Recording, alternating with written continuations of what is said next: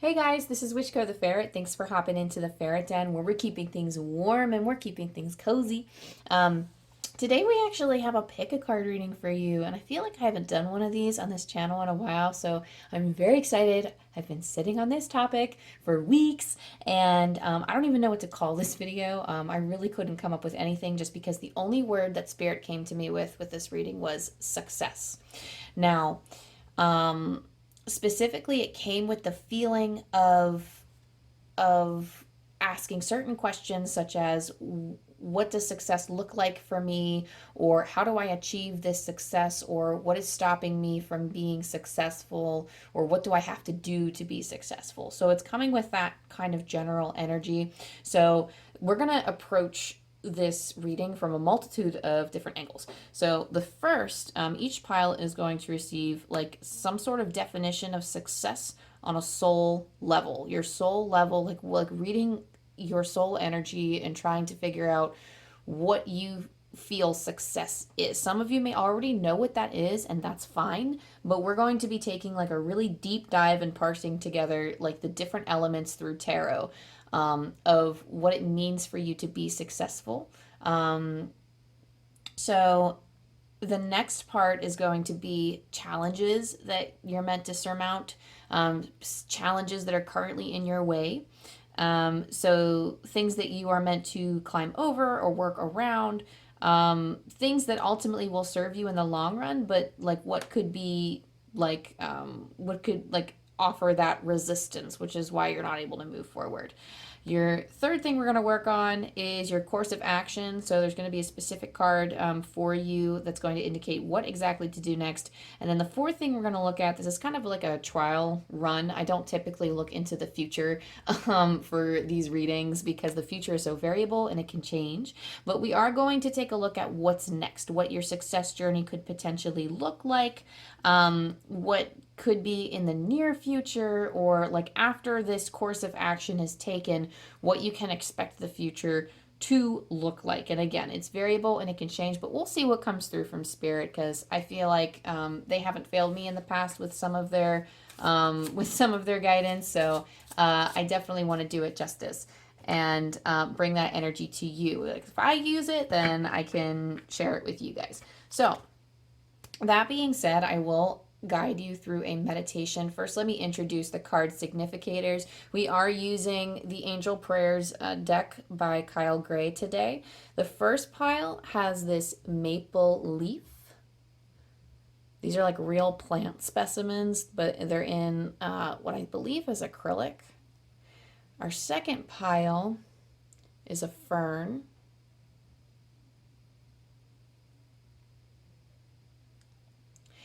Third pile, we have a chrysanthemum.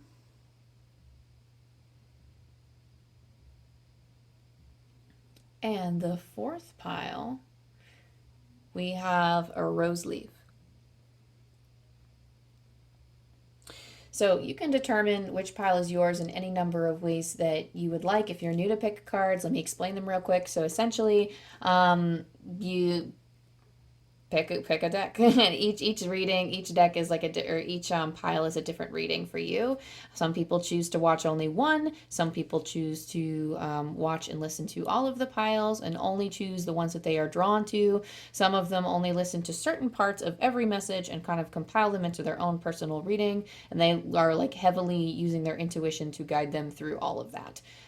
So I will take you through a meditation to help you with this. Some people use their timestamps as well, like their lucky numbers could be there. Some people might choose a visual indicator with like their favorite colors or whatnot. I mean, for you guys, it could be like, because we have plants here, it could even just be like, oh, I saw a chrysanthemum on my walk today, so I'm going to choose that one. Or, oh, I saw a maple leaf, or, some type of synchronistic thing that happened recently that you are now seeing in this reading. It could be for many, many things, but however you feel called to choose. I will take you through a meditation. You obviously don't have to. If you don't want to, you can skip ahead to the reading if you already know your pile. But I like to go through this meditation just so we feel grounded and ready to listen to our intuition. So if you are in a calm, quiet space, or you would like to pause the video to find a calm, quiet space, please do so if you would like to go through the meditation. So that being said, get comfortable. We are going beyond dropping into our heart space today because we are going to actively walk through calling in. So get comfy. You can have your feet on the floor. You can curl up if you would like. Sit however you want. There is no right way to meditate.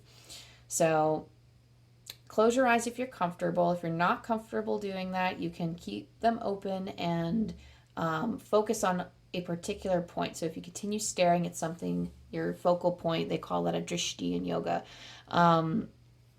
So focusing on something, and I heard for some of you just now that humming might actually help ground you and stabilize you. So humming through this meditation, do whatever works. Some of you, it's just humming with your eyes open, or just humming in general can help be very grounding for you. So just take a nice deep breath in and feel how your body feels right now. Breathe deeply for a little bit, very slow, and kind of do a body scan and see how you're feeling. Notice any areas where there are tension. Go ahead and breathe into those spaces. And then when you exhale, you are releasing that tension. Do this as many times as you need.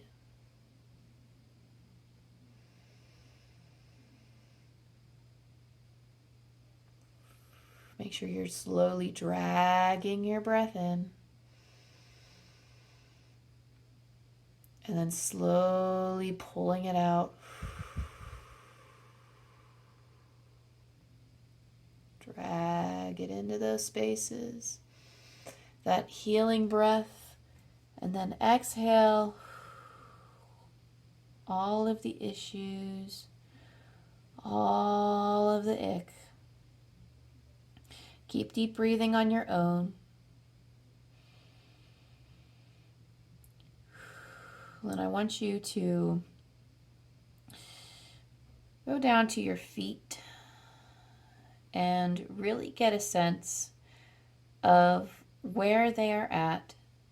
Really get centered around your feet energy. Turn your awareness to those feet and allow the roots to start anchoring you into the earth. The roots from your feet. Imagine roots sprouting from your feet and anchoring into the earth and crawling deeper into the earth, almost as a tree would. And every time you breathe in, those roots get stronger and longer. And as you breathe out, you are pulling up energy from the ground and into your body, allowing it to fill you up with the earth energy, allowing you to feel grounded and safe. Then call in a light from above. Call in your angels, your guides, your ancestors, spirit, God, source, the universe, whoever you work with. Call them in. Imagine this bright, white, shining light coming straight down from the heavens, parting through the clouds, straight through your crown chakra from the top of your head, going down all the way through your spine, all through the 7 energy centers of your body, all of the chakras, coming out your root chakra from the base of your tailbone, and then coming straight down through your legs, out your feet, and into the earth, straight to the core of the earth. And thus you are connected to the divine, and you are connected to the earth. Reach back up to your heart space. Breathe into your heart space. Ask the divine, which pile is holding my energy? Which pile do you call me to? Take note of anything that you experience, whatever you see clairvoyantly, whatever you hear clairaudiently, wherever you feel or know clairsentiently or claircognizantly. Whatever rises up from within, honor it.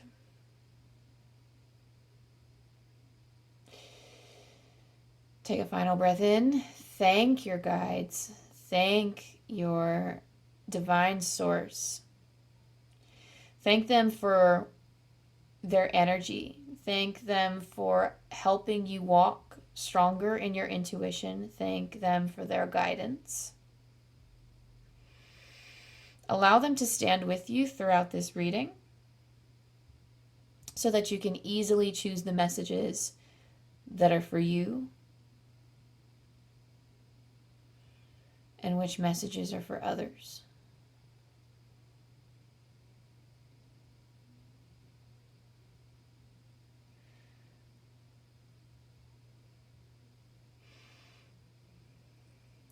And then as you're taking your final moments, you can pull yourself out of your meditation. Once you are sure of your pile, you can wiggle your fingers and you can wiggle your toes. And if your eyes are closed, you can open. If your eyes are open and focused on a drishti, you can pull your eyes away. Blink a few times if you're staring intently. Give yourself a nice stretch and head on over to your timestamp in the description box. I'll see you there. Hello, my beautiful maple leaf pile. So this pile, we're going to take one final look at this gorgeous little leaf, this little maple leaf, and then we're going to set it off to the side. So we're not actually going to get into this card right away. This is for later on in the reading, so we will just set that on off to the side.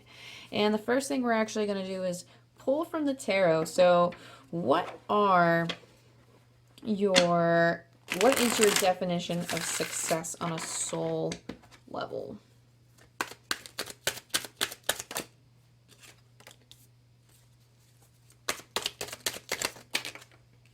Oops.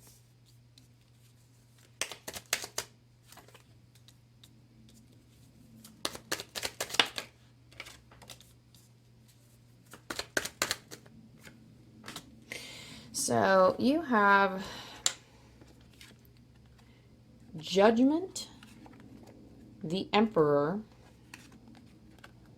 Five of Pentacles, Temperance, and the King of Pentacles.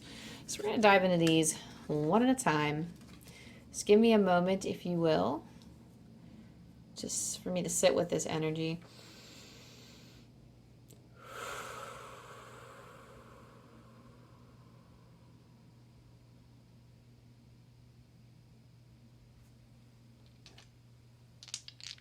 So the main center of this success for you is actually, interestingly enough, you have the Sun, Leo, and you have the fifth house.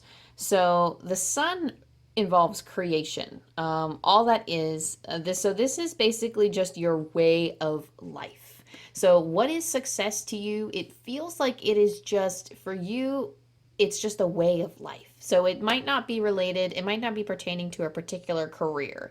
It might not be pertaining to a I don't know, like a love life or a friendship or anything like that. Like, what does success, like, not even finance, like, what does success mean to you? It's just something, like, all that is. I don't know if it's a lifestyle or a perspective, but let's see. Leo is coming out, which is the energy of confidence. So to you, success feels confident. That is the energy of confidence, and it's exhibiting this energy in the fifth house, which is, it's almost like, I'm hearing something like palling around. So success for you could be the energy or the space of feeling like you have the movement or the freedom to do those things. The fifth house is our social circles. Specifically, they could be our hobbies, us having fun. So I feel like this is just a general optimism and love and joy for life, for making connections, for meeting people. Okay, so I'm hearing elaborate, please. Specifically, like if you like, it's almost like you want to make authentic connections and you want to experience the joy that comes with them. There's also just the confidence to walk through life and kind of take the reins on your passions in a sense, not being afraid to do those things. It's just all encompassing life. The sun itself, not only just being creation, but that is also positivity and optimism. So even if your definition of success is just feeling positive or optimistic, this is just your image of what, like, you like the energy that you want to step into. It's like the shining energy. Like this is just shining energy. Like to you, success is just like, I feel like this is something you feel like you don't have yet. And we'll get to why in a second, because I do feel like with the Five of Pentacles, like something's up here. So we'll just go through it one by one. We have Judgment. So success to you, there's an element here where it's almost like you're being called to live a certain way or do things in a certain way. There could be a calling that's coming up as of right now in your present moment, but specifically, I feel like this energy of success feels like something that you are being called to embody now. I don't know why, but I feel like it could be something that you feel restricted in. Like right now, like you are, I don't want to say like you like I want to hesitate, like I'm hesitating because like I don't know if this is the energy of now, but it feels like you like there are like limiting beliefs that are kind of stopping you from living now. Or maybe you feel like if you want, like, let's say success to you, like you're imagining something like a house or like a car. This is just a really like off the wall example, but if you want something like that, if you want a house or if you want a car, you want something else, it's almost like you want those things, but you feel like you can't have those things now. So for whatever reason, it's almost like I feel a resistance to it. Like you want these things, or you want this energy of being confident and optimistic and completely centered and strong in your confidence, with the ability to create, the ability to communicate with people, the ability to have all of these connections, all of these friends, to be able to enjoy and love life. But it's almost like there's something that feels like in the present moment, like it's stopping you. Or it's almost like there are reasons here that feel like how do I want to word this? I don't know why I'm like fumbling with this. Perhaps it's not really something that's meant to be said then. I don't know, but it feels like you can't achieve it for some reason, or like it's quite literally you can achieve it, but it's just the perception that you can't. There could actually physically be something in the way, because like for example, you need money for a car, for example, or like you need to be in a space and actually make the time to go out and make those connections with people if you want, like a lot of friends, or if you want like the ability to spend time a lot in social circles. Perhaps a lot of your friends like to go out to restaurants and you're finding that you can't really afford a lot of the places that they go.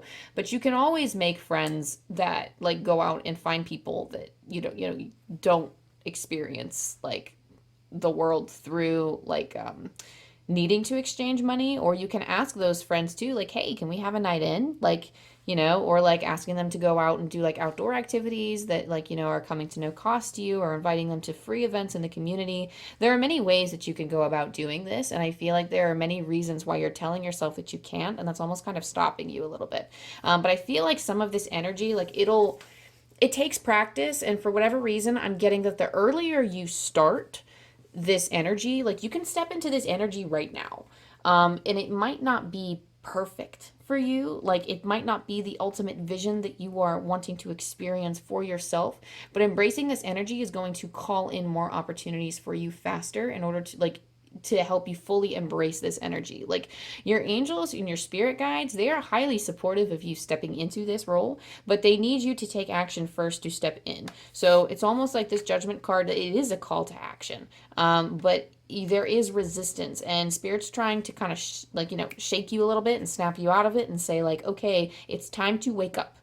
It's time to wake up, and it's time to start fully stepping into your power here. So this success is only going to start when you actually take action. So that's so interesting. So it's in the mindset. It's in the mindset, and it's in like your ability to try to step into the positivity and confidence right now. The Emperor Emperor here, the Emperor, it's almost like you want to have a certain amount of control. So I'm not sure. It's almost like you want the final say. And that's nothing like, and I don't mean any context by that. Like, I mean, it's almost like you want to be a leader of some sort. Like if this is in career, you could want to be a manager. If this is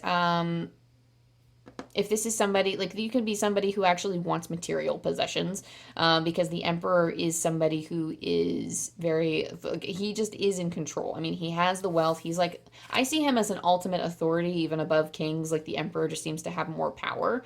But he also has the experience. You are somebody who has, because he has armor underneath all of these robes. So he's been to war. He knows what it's like. You've been through the muck and you know what it's like, and you earned your place. You're going to earn your place getting up to this level of success, but it's almost like you want to be looked at as an emperor. So you could also want that prestige or to be looked up upon.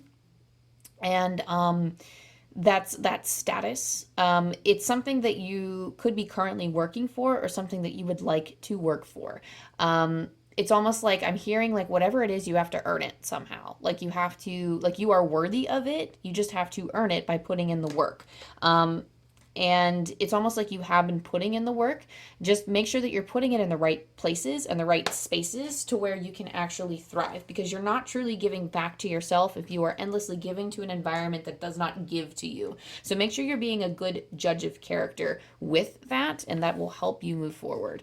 So the Five of Pentacles feels like, I do feel like this is kind of what I'm like. This is kind of what I'm feeling here, because for whatever reason I'm feeling like a present energy from this, and I feel like again your guides just kind of want to snap you out of it. So they're like they're anchoring me into this energy of now, even though the tarot cards that I pull are meant to talk more about your image of success, but Spirit is very much weaving it into the present moment here. So with the Five of Pentacles here, in terms of like what it means for your definition of success, the Five of Pentacles is feeling like you're being locked out of a church, that you are left out on purpose. That's so interesting. Why is Spirit saying it like that? Hang on, give me like a second. I don't really understand what that means. Can you clarify?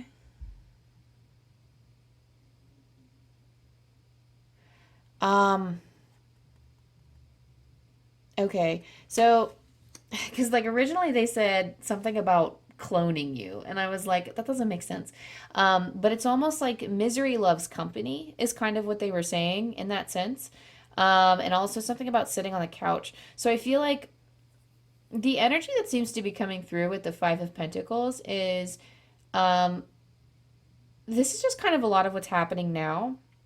I feel like feeling left out in the cold, feeling like you want to go for your dreams, and maybe you are kind of sitting on the couch a little bit, or you want to go for this vision of success, but you feel like no matter how much you work for it, you are feeling left out in the cold because perhaps, again, you've been putting your energy into the wrong things or the wrong people, or the wrong situations that haven't allowed you to fully thrive to like the greatest of your potential, to the greatest of your ability, or to the greatest potential of your love. Like I don't really know what specific situation this is, but there is a calling card to take action, but it's almost like take action in a different life, in a different wow, I said life, in a different light, but it's almost like it is you.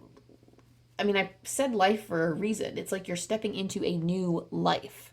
And Spirit's really calling you to kind of wake up and be reborn here, because you need to step into your power. And in order to do so, you need to walk away from the people who aren't giving back to you. Regardless of what situation this is in, if it feels just like you're in a situation that is sucking your joy, and that's kind of a hindrance on your I wouldn't say it's like a hindrance, but it's not going to help you shine your brightest.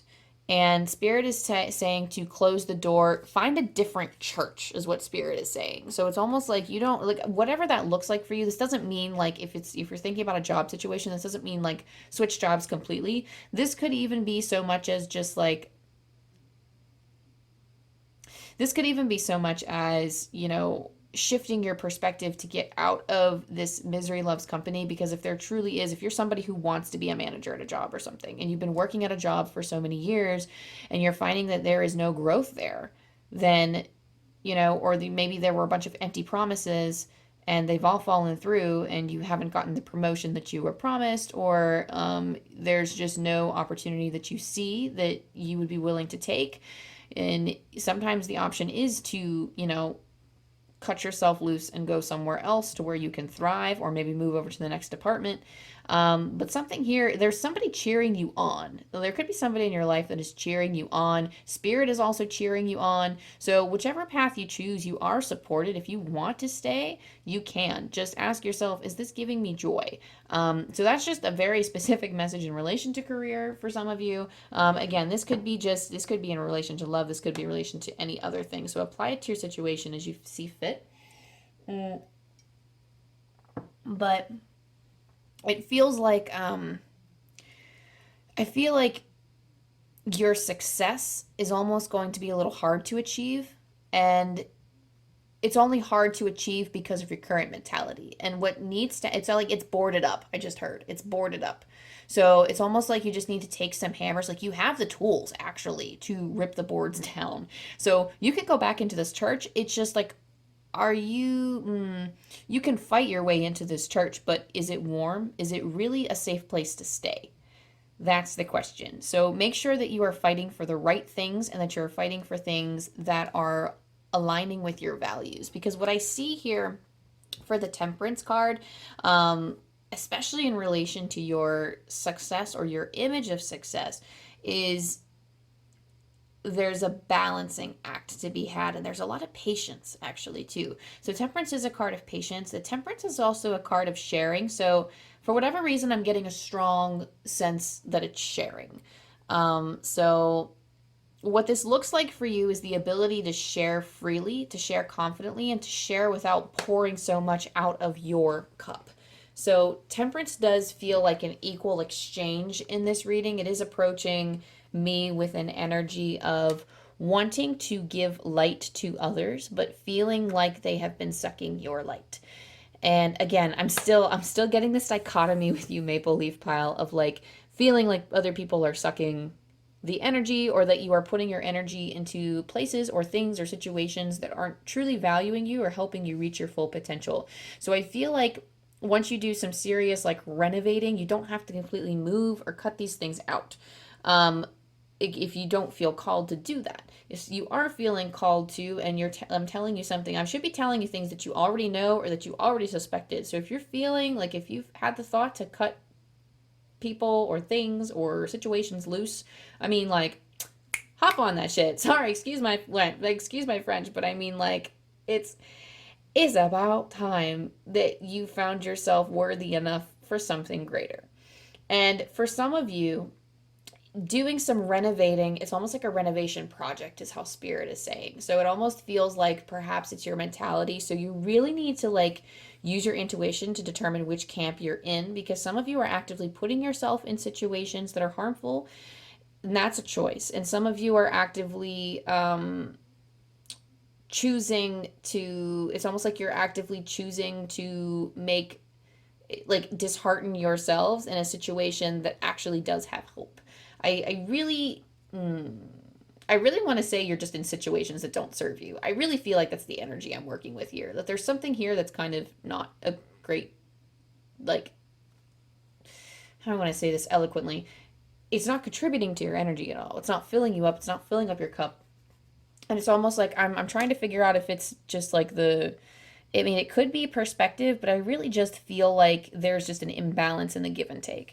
And your vision of success, your successful future, like your image of success, looks like a future where you can share things with. And also, another thing that I'm getting with the Five of Cups is actually being able to share your misery, but not in the sense that misery loves company. Like it does feel like it's kind of like a shadow aspect is showing up now. But your image of success, you can share your vulnerabilities with someone, and you can lean on each other for support. There is a positive side to the Five of Pentacles, and that's what that is that if you are going through a rough time, that there is somebody else there that is having a hard time with you. And they are able to kind of commiserate with you. They are able to understand your pain, and that actually alleviates the suffering sometimes. Is under like having somebody who understands your pain, and you can help each other out of it. And it's actually very unfortunate for whatever reason. Like, I don't even have a specific story that's coming to mind, but perhaps you have read or you know of a story where two people were absolutely miserable together, and then one person ended up seeing the good and started succeeding and having wonderful things happen to them, and the other one was left in misery and just would not, even if they were presented with opportunities, they would not change. They would not take those opportunities. No matter what they would do, they stayed stuck in their energy.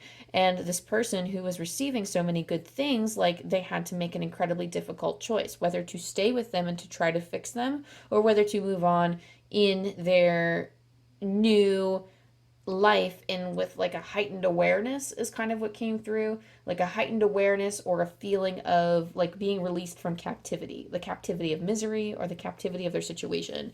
And part of that is learning to free yourself. So there is that. I'm not sure like whether that's a current situation or if there's like if that relates to you in any way, so take that as it resonates. It was just a story, like spirit was just telling me the story as it was happening. So unless like maybe you come into that story recently, or maybe that is a part of your story, but learning when to walk away from that misery. And it's really tough, guys. It's a really tough decision to have to do, because you can see, you can empathize, you can understand the types of things that they're going through, and then you also want to tell them, but can't you just see? And sometimes they choose not to see. I had someone tell me before that I will not change. I know I have this mental health problem, but I refuse to change. I mean, a part of it was because they felt like they couldn't, but they really just felt that they could not.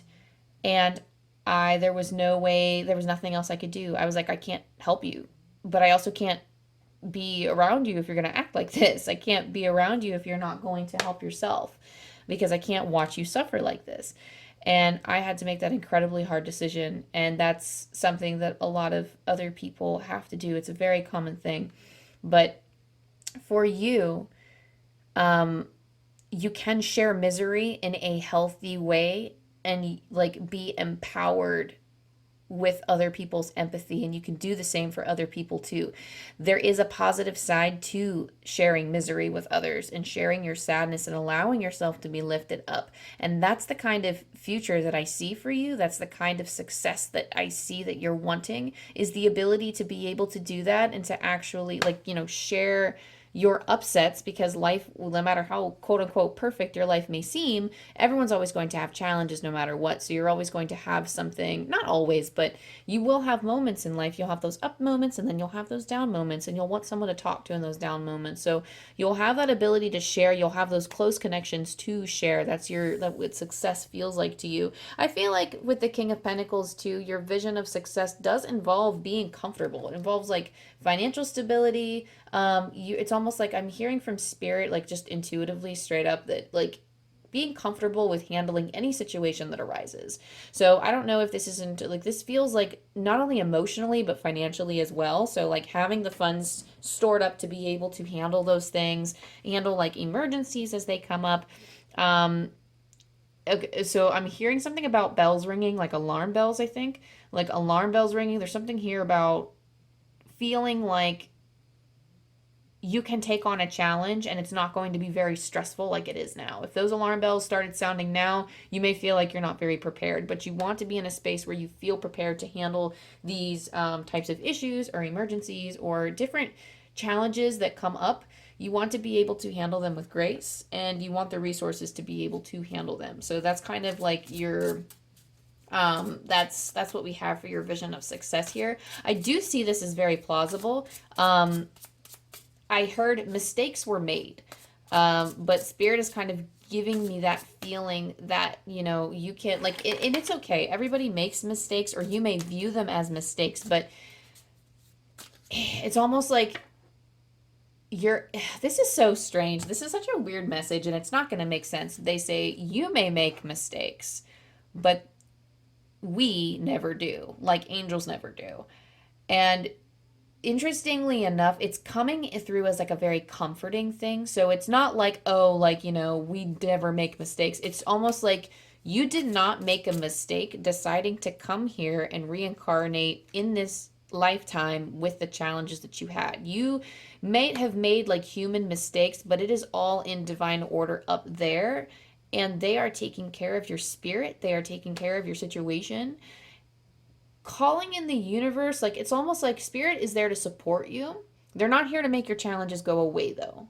There's something here that's saying that like perhaps you have asked in the past for angels to make something completely go away and you've been very disappointed if they didn't do that. And spirit saying like that's not what we're here for because you're meant to go through certain challenges. It's okay to ask for help, to ask your guides for assistance. Your challenges don't have to be as difficult as they are right now, but let the light in and ask your spirit team to help alleviate some of that pressure. And I do feel like there are a few philosophers out in the crowd. There are like, I'm hearing the word brain teasers. So I'm not sure if that's something you enjoy. Perhaps if you do something like a morning paper, that could be like an active meditation for you. Like spirit could be feeding you messages as you are doing something like that, like a brain teaser in the morning. Some of you, I feel like in terms of like the current moment, I feel like some of you could feel pressured and go on kind of like a philosophical thing.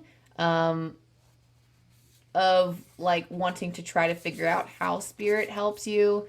And spirit's like, no, don't worry about that. Don't waste your time. I literally just keep hearing though, it's a game that we're playing. Like not like it's almost like they're like they almost like they want you to take life less seriously. Because they're saying like it's like a game you're playing. It's like a game we're playing. It's like a game that you and them are playing. And I mean, sometimes awful things happen in this game.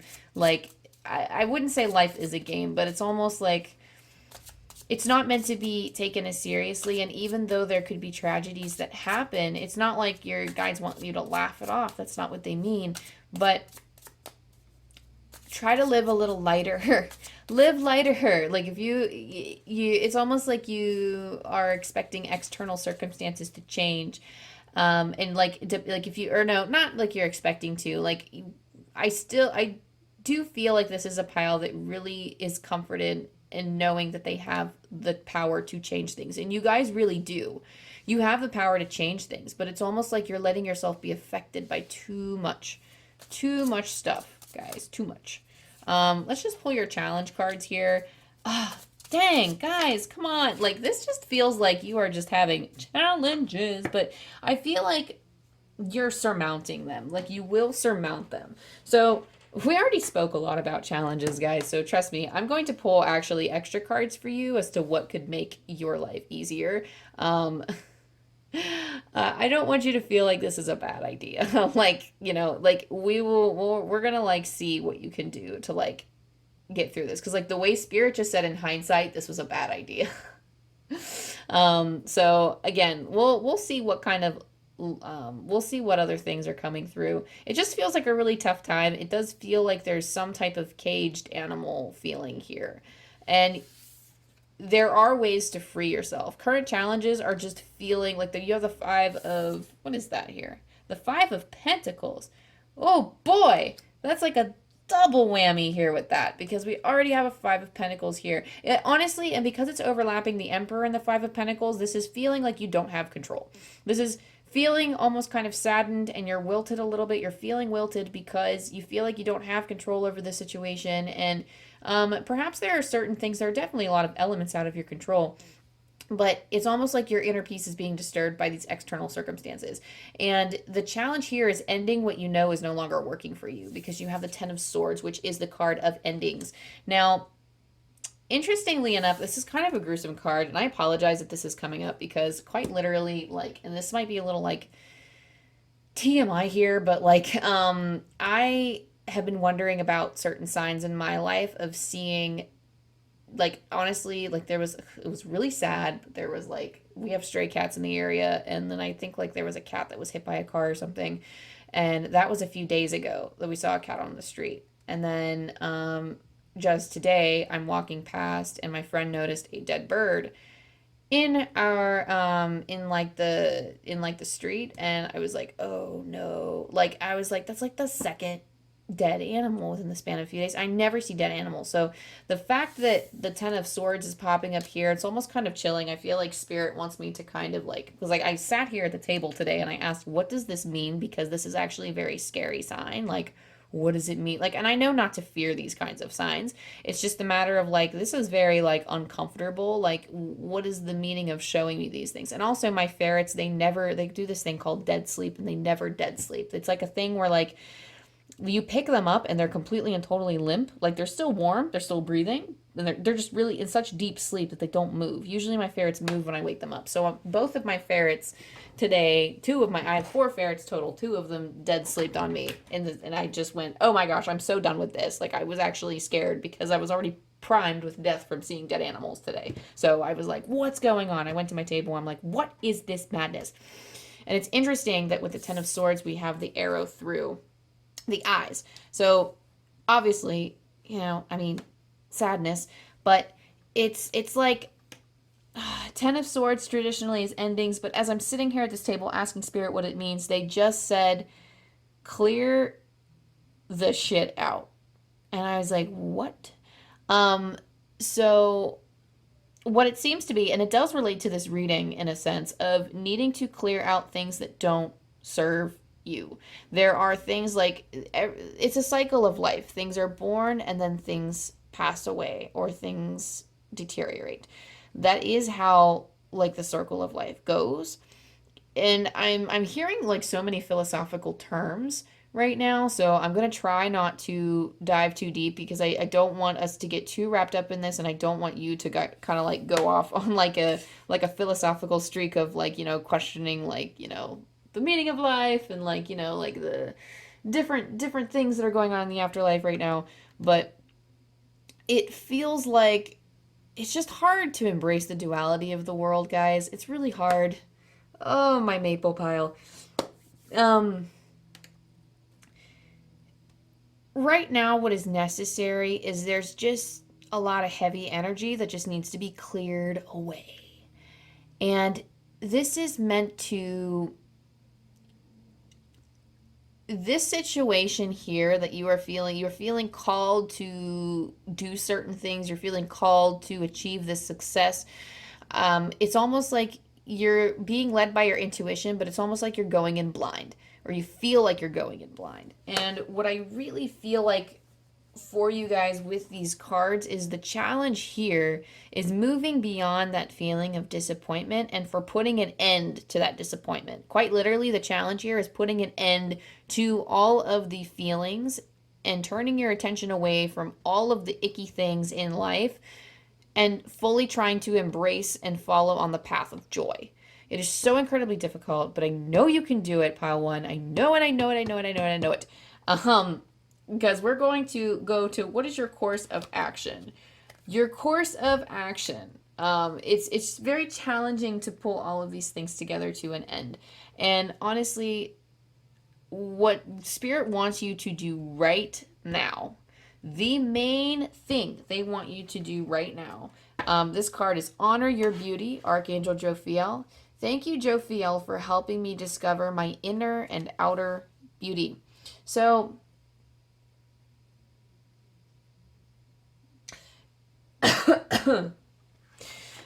I'm not sure why I'm hearing this. I'm hearing the words, I made a mistake.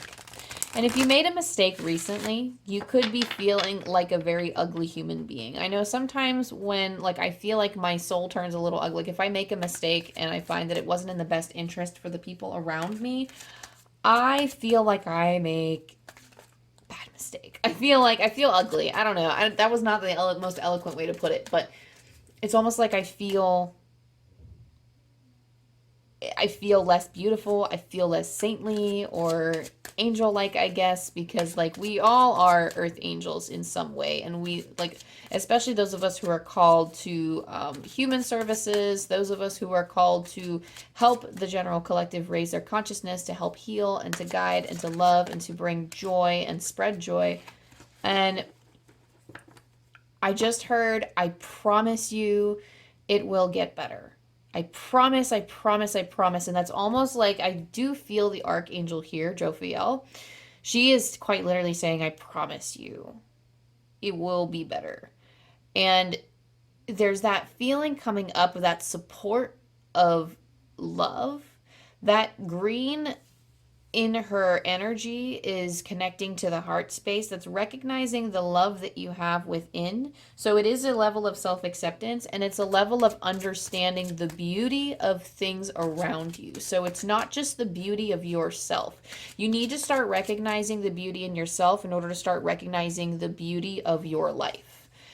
And you need to start with yourself, and you need to start honoring and respecting your body. If you don't already, like, indulging in practices of the body to help you feel beautiful. You don't necessarily need, like, you know, whether you are a man, woman, non-binary, it doesn't matter.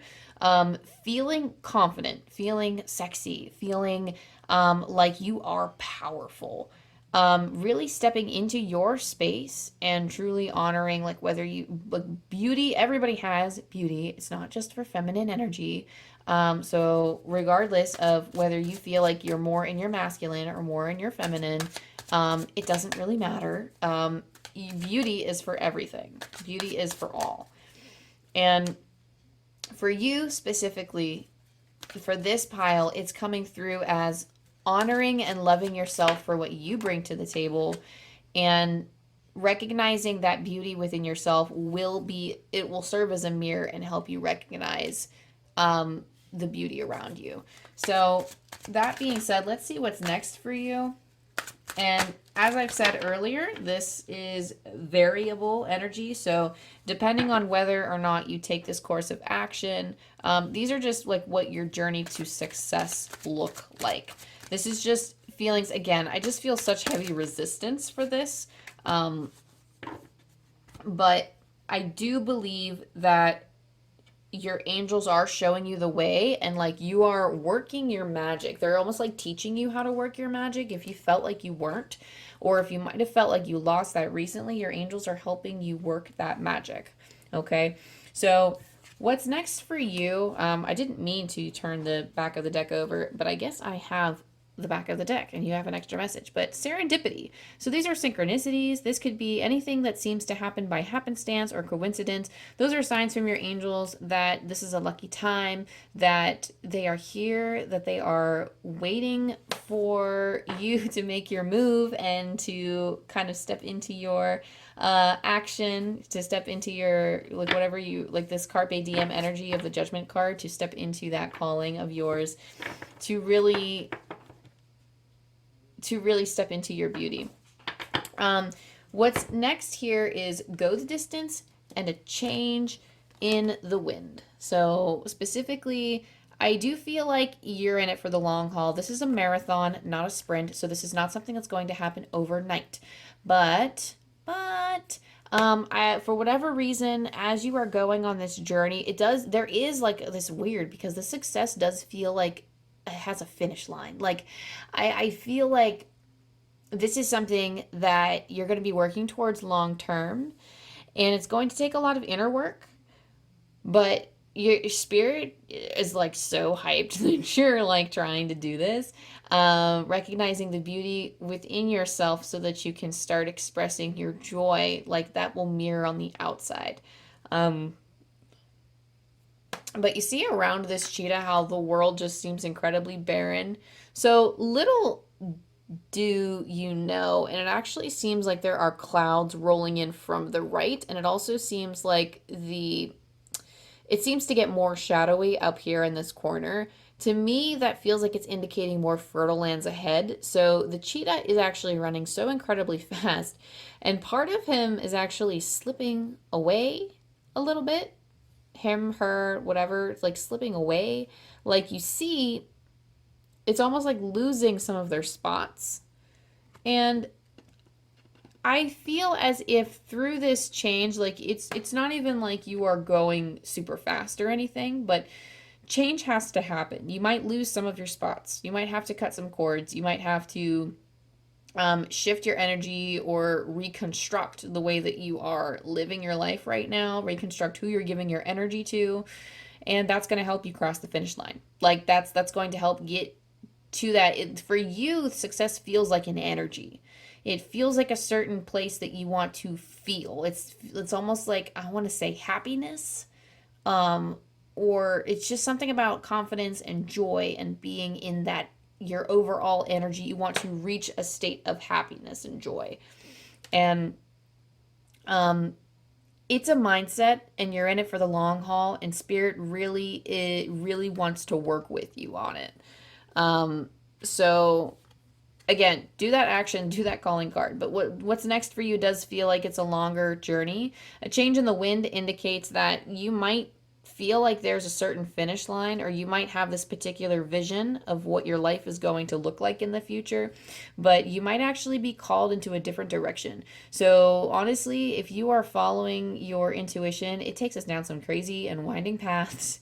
And I see the zebra kind of going rogue a little bit. Like, you're just like, I see you being up here. Do you see this little like structure that's sitting on top of the zebra, and there's a little person in there, and I see that little person being you, and I see you going, wait, what? No, we're going that way. Where are you going? And then like the zebra's going off to the left, and you're like, no, no, wait, hello. And it might feel like a little bit of a panic, but eventually spirit assures you and calms you down, and you're no longer freaking out. So you see signs that you're on the right path, and you allow the zebra to take you off into this, like, freaking rogue zebra taking you off in the middle of nowhere. It seems like extra barren land. You don't know why you're headed there, but trust that spirit is leading you in the right direction. So it's, nobody likes to hear that like their plans are going to get derailed, because that's not really what I'm trying to say. But I mean, it's going to ultimately lead you to a better future or a better outcome for you. Like, you're going to be I do feel like something ahead is shining for you. I do feel something very bright ahead for you, and this might not be as far away as you feel it is. I don't think this is something that's going to take like 50 plus years or longer to achieve. But this is something that you are steadily working towards, and it's something that I think is really going to, like, it's because you are going to be changing, because you are almost changing and shedding some spots, because you are changing on like a metabolic level, like energetically. I feel like your energy is just going to be shifting. And because of that, you will naturally, that it's because of that that your intuition is going to take you in a different direction. This isn't some outside force directing you. I mean, spirit is guiding you, yes, but spirit works through us and through our intuition as well. So you might feel like this change, it's all happening because your energy is shifting, and the outside world is aligning to match your energy, which is shifting for the better, and it's lining you up to where you can line up with something better than your current situation now.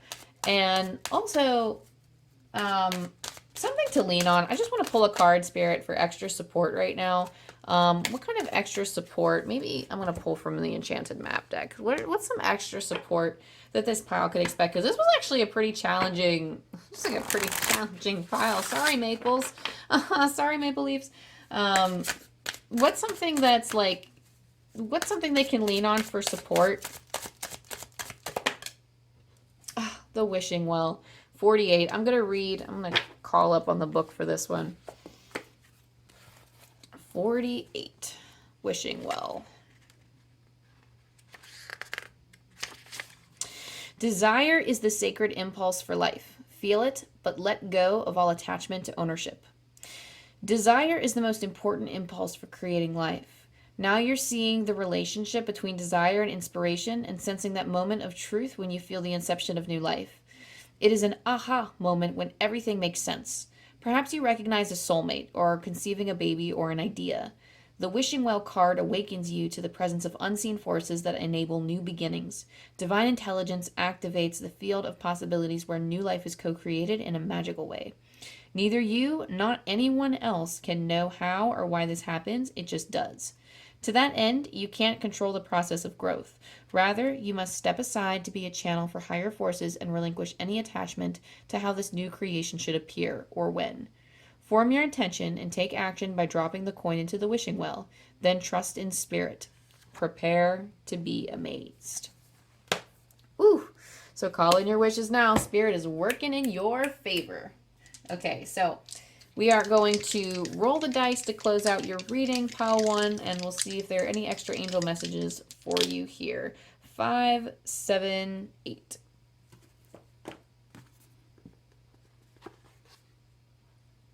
Oh, interestingly enough, too, I don't know if you're paying attention, you have 47 and 48, like, right here. Wow! You have 7s and 8s. You also have, like 2 5s in your readings, too. So, I mean, like, totally, like, not doing a lot of numerology right now, but wow, you have 5s and 7s and 8s on your readings. So that's going to be, like, your lucky numbers. That's pretty cool. Oh, 5 is the energy of change and intention. It's like changes and then like basically like effort. With this page here, I'm using this key as a guide, but 5 is changes, effort, actions, and input required. The 7 is about like magic and manifestation, a lot of divine inspiration coming through, just as the wishing well was talking about. And also with 8, it is like the infinity symbol as well. It's like your journey, your growth, any spiritual lessons that you are learning right now. So, growing through challenges and experiencing the magic along the way. So let's see what the actual message is aside from the individual numbers. We have, be willing to embrace the changes that are happening in your personal life. They will bring you a deeper sense of joy and fulfillment. One more time, be willing to embrace the changes that are happening in your personal life. They will bring you a deeper sense of joy and fulfillment. All right, that being said, my little maples, thank you so much for signing in here at the Ferret Den. It's always so nice to have you. Thank you to your guides. Thank you to my guides for helping me channel this energy to you. Thank you for sticking here till the end. And if this resonated with you in any way, go ahead and like and subscribe. You can comment actually which pile you that you watched and tell me how it resonates with you. I think it's very cool. I like hearing about it. And you know, like and subscribe, all the things so you don't miss content from me. Yada yada. I'm launching a Patreon here very soon, so definitely keep an eye out for that. I love you, I love you, I love you, and I will see you next time. Bye. Hey, pile 2, if you chose this pile, then you chose the fern. So I'm going to let you take a brief look at it once more.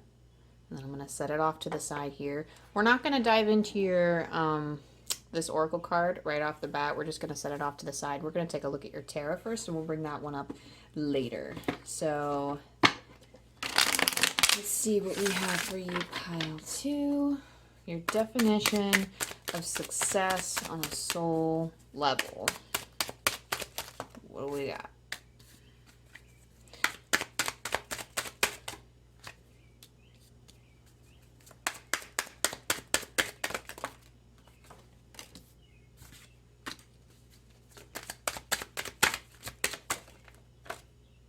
Okay. All right. So you have 2 knights here, which I think is incredibly interesting only because I feel like you're somebody who, whatever your success means to you, you're bringing in fresh energy. The Knight of Swords, the Knight of Wands, they're always in the pursuit of something. So I don't think that success for you is something that feels stagnant, because sometimes, how do I want to word this? Sometimes, because there are many different images of success, and I feel like on a soul level, it feels like you want things to be quick and inspirational and full of life and energy, and you just want to be in the pursuit of something, whether it's the pursuit of money, the pursuit of love, the pursuit of achievement, for the pursuit of something. Just because you have the Knight of Swords and the Knight of Wands, it's like your vision of success is somebody who is in motion. Now, success is something, depending on how you define it. Success for somebody could be just peacefully sitting on the porch and vibing for the rest of their life. And there is nothing wrong with that, but this is not the energy that I'm getting for you. Because sometimes like success for somebody is just joy or happiness or peace. And I feel like for you in particular, all those things are nice. But first, let's before we get into the knights, let's just start with the first card, okay? So the first card we have here is the Empress. Now, interesting. So I'm looking at my phone to like zoom in on the card, and I'm getting like a notification on my phone that something's on sale, but in it was the word humankind on this notification, and I kind of got that inkling with the Six of Wands and the Six of Cups. So 2 sixes, by the way, and 2 knights. That's just, like, I don't know, that's just incredible because you have 2 pairs here, which is not something that I would typically say. I would usually say you have 2 sixes and 2 knights, but I'm not sure if there's like a solitaire link here. If your family played solitaire, or you play solitaire, or you just have a love of playing cards, or perhaps you do cards yourself. But there's something here about like a pair and like normal playing cards that's coming through. But anywho, that feels like a confirmation point for some of you. But there is some type of level of joy. There's a little bit of frustration because it feels like you can't, it's not really quite a resistance, but there might be a little bit of frustration with trying to engage with your purpose in the world. So the word humankind, it pops up to me as a confirmation for me to go on and say what I wanted to say when I pulled all of these cards, because some other things are coming through about you living in your purpose. So whatever this new fresh energy is that you are just boom, boom, boom. And again, I don't want to pin it to career or I don't know, something that you're going to create to help humanity, but there's something here that's going to help all of humankind and going to help raise human consciousness, and that to you is your image of success. It's almost like being the catalyst of change for other people, and you are leading people through their change. So that to me seems like what this energy is, especially with the presence of this Six of Wands here, who is a leader. It is like the focal point of your message, where like success for you is being that leader and helping other people live in positive change. With the Six of Cups here, that is positivity, that is giving gifts, giving your gifts to the world, allowing you to shine in your it's Spirit's giving me this really weird image. I'm sorry. I'm going off saying one thing, and then Spirit's giving me another image. I keep trying to talk about this Empress, and then I keep looking at other cards. But they're showing me somebody who is putting on different boots. So this is probably perhaps something to do more in the moment now, but it's almost like you want to live in your purpose now, or you want to live in this success energy now. The only difference there, the only change that Spirit is asking you to make at this present moment is to change your boots. So it's almost like, I don't really know what that means though. What does that mean, changing your boots?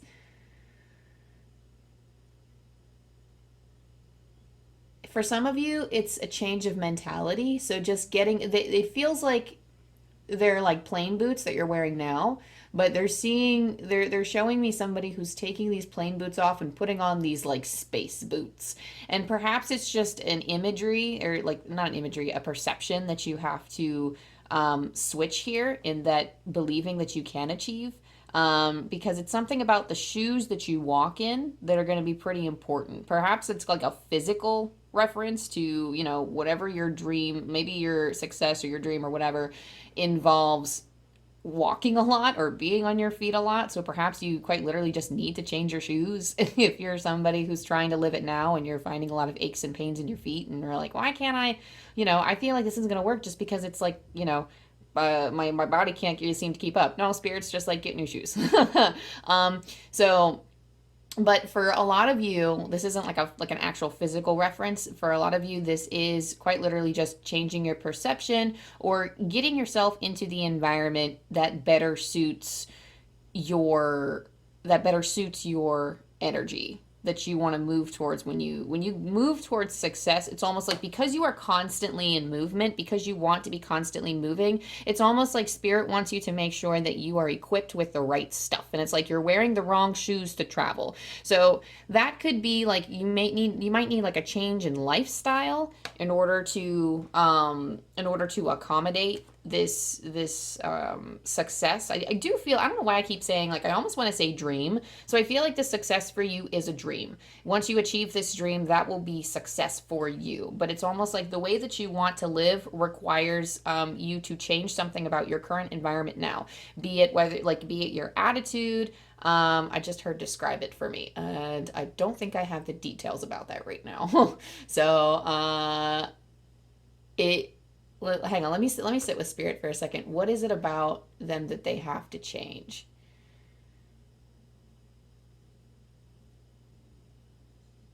It does feel like something in your physical environment, but they're showing me a lot of throat chakra and crown chakra things. So if this is a change in perception, it's perhaps the words that you use. Perhaps you have this belief. So let's use a very physical example of, you want to be nomadic and you want to travel a lot.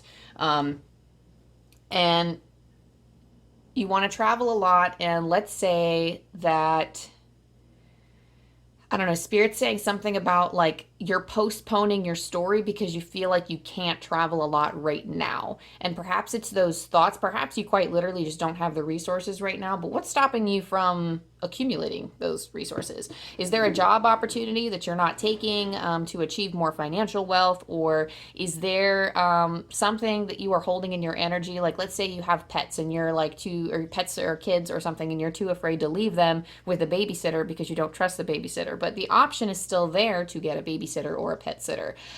These are the types of things that, like, you can make it work if you would like, but perhaps there is something stopping you from that. And it's the way that you talk to yourself with your throat chakra, and then like it's kind of blocking some of the intuitive messages that could be coming through from the divine through your crown chakra. So if you work through that throat energy, it is going to help you with your crown energy. And there is something that could potentially impact your environment as well, or something that you need to change in your environment. So again, this could be quite the literal thing of changing your shoes, or it could be like, let's say you want to be a marathon runner, and to you that is like the success that you are focused on. You're like, oh my gosh, I want to be, I want to achieve this dream of, running like a 10K marathon or 50K, like whatever the case may be. I don't know marathons. I'm just throwing random numbers out there. Sorry, guys. But throwing out these things. But when you travel these far distances, you might find that you're not able to, perhaps because you're not actually putting in the effort or the work. And perhaps that's what you need to do in your environment to change, is to actually start running every day to try to reach, okay, now I reached a mile. The next day I'm gonna I'm gonna spend a week just focused on reaching a mile. And then after that, I'm gonna try, like, maybe the next week I'm gonna try to reach 2 or 3 miles. And then like the next week, I'm going to see if I can sustain that. That way you can increase not only like the distance you run, but perhaps you can cut down on the time that you run by running faster. So it's like something that you have to work on. You're like edging. Spirits, like, the more you work on it, the closer you edge to it every day. So whatever this is will take some time to acclimate to, because Spirit is saying that you do need to grieve the losses of some of the things that you have to let go in order to make room for the successful energy, because some things have to be moved around. And you might find that in moving certain things around in your energy, you might find that some things have to go. This isn't meant to scare anybody. This is just meant to say, like, there are some things that we've probably contemplated on, like, oh, well, I should probably stop eating chips and dip. I mean, that's just my personal example, because, like, I feel the energy, but I'm not really getting anything specific right now. Oh, interesting. So for some reason, marijuana popped in my mind. So again, like, totally like advocating for legal use of marijuana at the current moment, wherever you're at. But this is just an example. But perhaps, you find that you don't really get a lot done because you often smoke weed, and you're like, okay, I need to, like, this is cool, but I need to start focusing on the things that actually, because like your image of success might not fully align with smoking weed all day. I mean, hey, If it does, okay. But, and interestingly enough, like I'm just shuffling just because I felt like picking it up.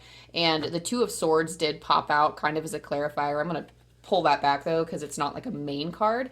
But the Two of Swords does indicate there does need to, like, there's a choice that needs to be made as to what you're going to keep in your energy. Use your intuition to, oh, that's so funny. You guys got the Two of Cups too popping out. Whoa. So for some of you, this could be a person that you need to choose to let go of as well. It could be a deep, loving soulmate connection, but if it's something that's toxic and it's not serving you, Spirit is like, okay, well, does your image of success, whatever this energy is, do they support that energy?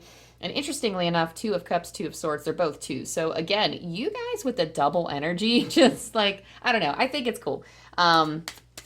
But there is something here almost like reflecting. So whatever is happening in your energy, in your internal world, to me, like seeing doubles is like a message of, it's coming through right now as a message of reflecting.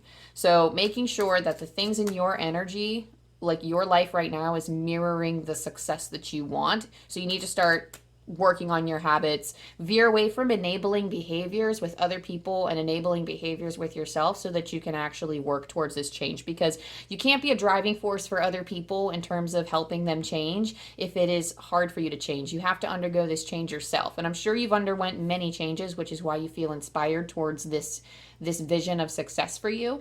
But we are constantly evolving as people. We are constantly changing. So, try to view change as your friend, however uncomfortable it may be. Get comfortable with being uncomfortable. Okay, so finally, let's look at each individual card because I was kind of sporadically reading them. So we have the Empress here. That is cool, calm, collected, confident, constantly creating. The Empress. That's just it. I get very strong, confident, powerful energy from you, and I feel like that's the image that you have of yourself. And your whatever vision of success that you have, whatever it is that you want to feel confident. It doesn't matter, like the Empress is more feminine energy, but you don't have to hold a lot of feminine energy within you, and we don't assign feminine and masculine energy to men and women respectively. Okay, so everybody has masculine energy, everybody has feminine energy, and from my understanding, and I need to, don't quote me on this, I really have to look into that energy a little bit more because it goes far beyond just the stereotypical, like the women do this and the men, like that's not it. Typically they'll say that the masculine is the yang energy, the driving force, the action-oriented energy, whereas the feminine energy is more into the creation, it is more into the act of receiving, more of the yin side. So with those energies, it does feel like the Empress, she is like the power card of creation. The power card of creation here and fertility. So, and I don't predict like pregnancies or anything on this channel, though I suppose that maybe perhaps that is a part of your success if you are capable of, producing children from your body. It could be fertility or even just being a mother or a father in general, like parenthood, like wanting to have children, even if it is just adopting, like this does, that could be your image of success for you. It doesn't have to be, but if it's not, then it's more like it's definitely just, and it could be both of those things, but it definitely feels like either like wanting to be a parent or wanting to be some form of, or a parent or a caregiver or some type of person who endlessly creates with confidence. But the biggest thing about the Empress that's flagged for me here is the creation and the confidence. So really embodying that energy. Knight of Swords. So again, pairing this with like the Six of Wands. Six of Wands says that you're a leader. Six of Wands says that you want to actively engage in leading others. And then again, with the Knight of Swords and the Knight of Wands, it indicates rapid change. Now, the Knight of Swords is good with their words. So you are somebody who not only speaks their words, but with the Knight of Wands, you are the person who also follows through on it. So whatever this success image is for you, you want to speak ideas and then you want to follow through and actually carry them out into the world. And the Knights are very, it's like, I don't know why, but I view Knights as like right after Page and then right before, because I think that's the order of in the actual tarot. It's right after Page and then right before the Queen, I believe. And I really do feel like, for whatever reason, I do feel like it's almost like the Page of Swords is coming up with ideas, but I feel like you're coming up with them on the spot. You are carrying through with them, but then it's almost like I do feel like you will grow from this. But it's like you're taking your new ideas and you're putting it into action, whether it succeeds, whether it fails, it doesn't matter to you. You just want to try to see if it works. And you want to try new things, and you're immediately going to act on it. You're going to guide other people through their own change with your words, and then you are going to help enact that change with them. So quite literally just embracing that energy of change with them and guiding them through it. The Six of Cups here, the Six of Cups is telling me that, again, like this is something where you are spreading your gift, you are spreading your joy, you are spreading your kindness to the world, you are wanting to enact change in some way, and this is your gift to humanity. This is what's going to help raise the collective consciousness more. Like, whew, you were put on this earth to do shit, pile two. So let's take a look at potential challenges that could be in your way as of this present moment, just in terms of stepping into your success or embracing this energy of success or helping to manifest this success. Let's see for your challenges. Whoa, those ones just came right on out. Okay, so you have the Four of Pentacles and you have the Seven of Cups. So these cards, they are slightly different than the original tarot, so I'm just going to sit with them because I'm going to highly intuit these cards and see what Spirit has to say about it.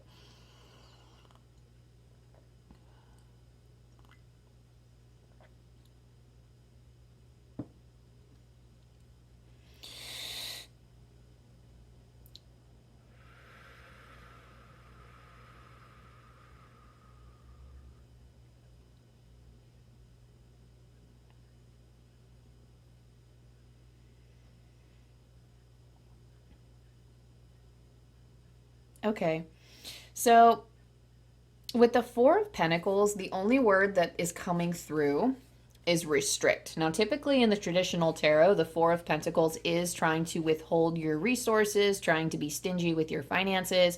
This can go beyond finances, by the way. This can be reserving your energy as well. I do feel like in some way there is this challenge of feeling or actively being restricted. Like if you actually, I'm just going to bring up travel again because it's the most simple example that I recently used, but when you want to go out and travel, but you quite literally just don't have the finances to go out, it could be that could be a potential challenge.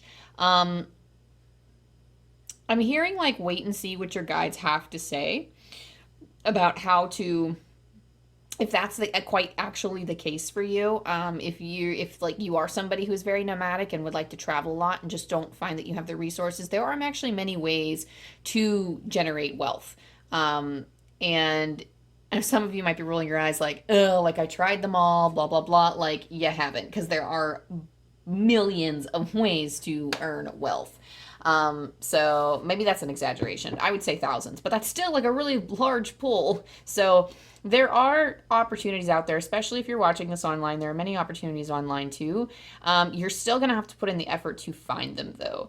And I mean, given your life circumstances, I'm not going to tell you it's going to be easy, because it definitely feels like there are some restrictions in some way. But some of them it's almost like some of them have to be in your life just because of the way that it's constructed. Just given everything that's happened in your life up until this point, it's almost like this is where you end up. You ended up here for a reason. You didn't make any mistakes, even though it might feel like you did. In the grand scheme of things, it was interesting because the reading before you also got this message where Spirit said, and I'm feeling called to like say it again, but Spirit had said, you may make mistakes, but angels don't. And this is not to say that you like actively, and that's so interesting because like if angels don't make mistakes, that also just means that we don't make mistakes either. I mean, we may think we do on a human level, but in the grand scheme of things, like we chose to come into this life and actively go through these lessons or these, reenact these lesson plans that we've drafted up before we came here. So we can handle these things in a multitude of ways. And even though it may seem like you make a mistake, it's almost like it's all fine in the spiritual sense. It is all good because nobody's spirit can be, it's almost like nobody's spirit can be destroyed. It's not like you've banished a soul forever. It's not like the souls themselves on a higher plane are not even touched. Even if we encounter like the worst tragedies ever, we do have our own trauma that we carry with us that we work through. As somebody myself who has come through a lot of suffering, I've had to learn a lot of stuff to get to where I am. And when you realize, like, our soul is always whole. Our soul has not been harmed. Our physical body may have been harmed, our mental health may have been harmed, but our soul always remains intact from the day we're born till the day we die, and then our consciousness continues. So,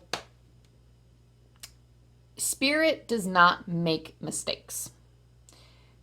We might feel like we make a mistake, but there's nothing that we could do that could, like, it's our mistakes is a part of the great master plan anyway. And no matter how messy or perfectly imperfect it seems, like, am I using that the wrong way? Perfectly imperfect?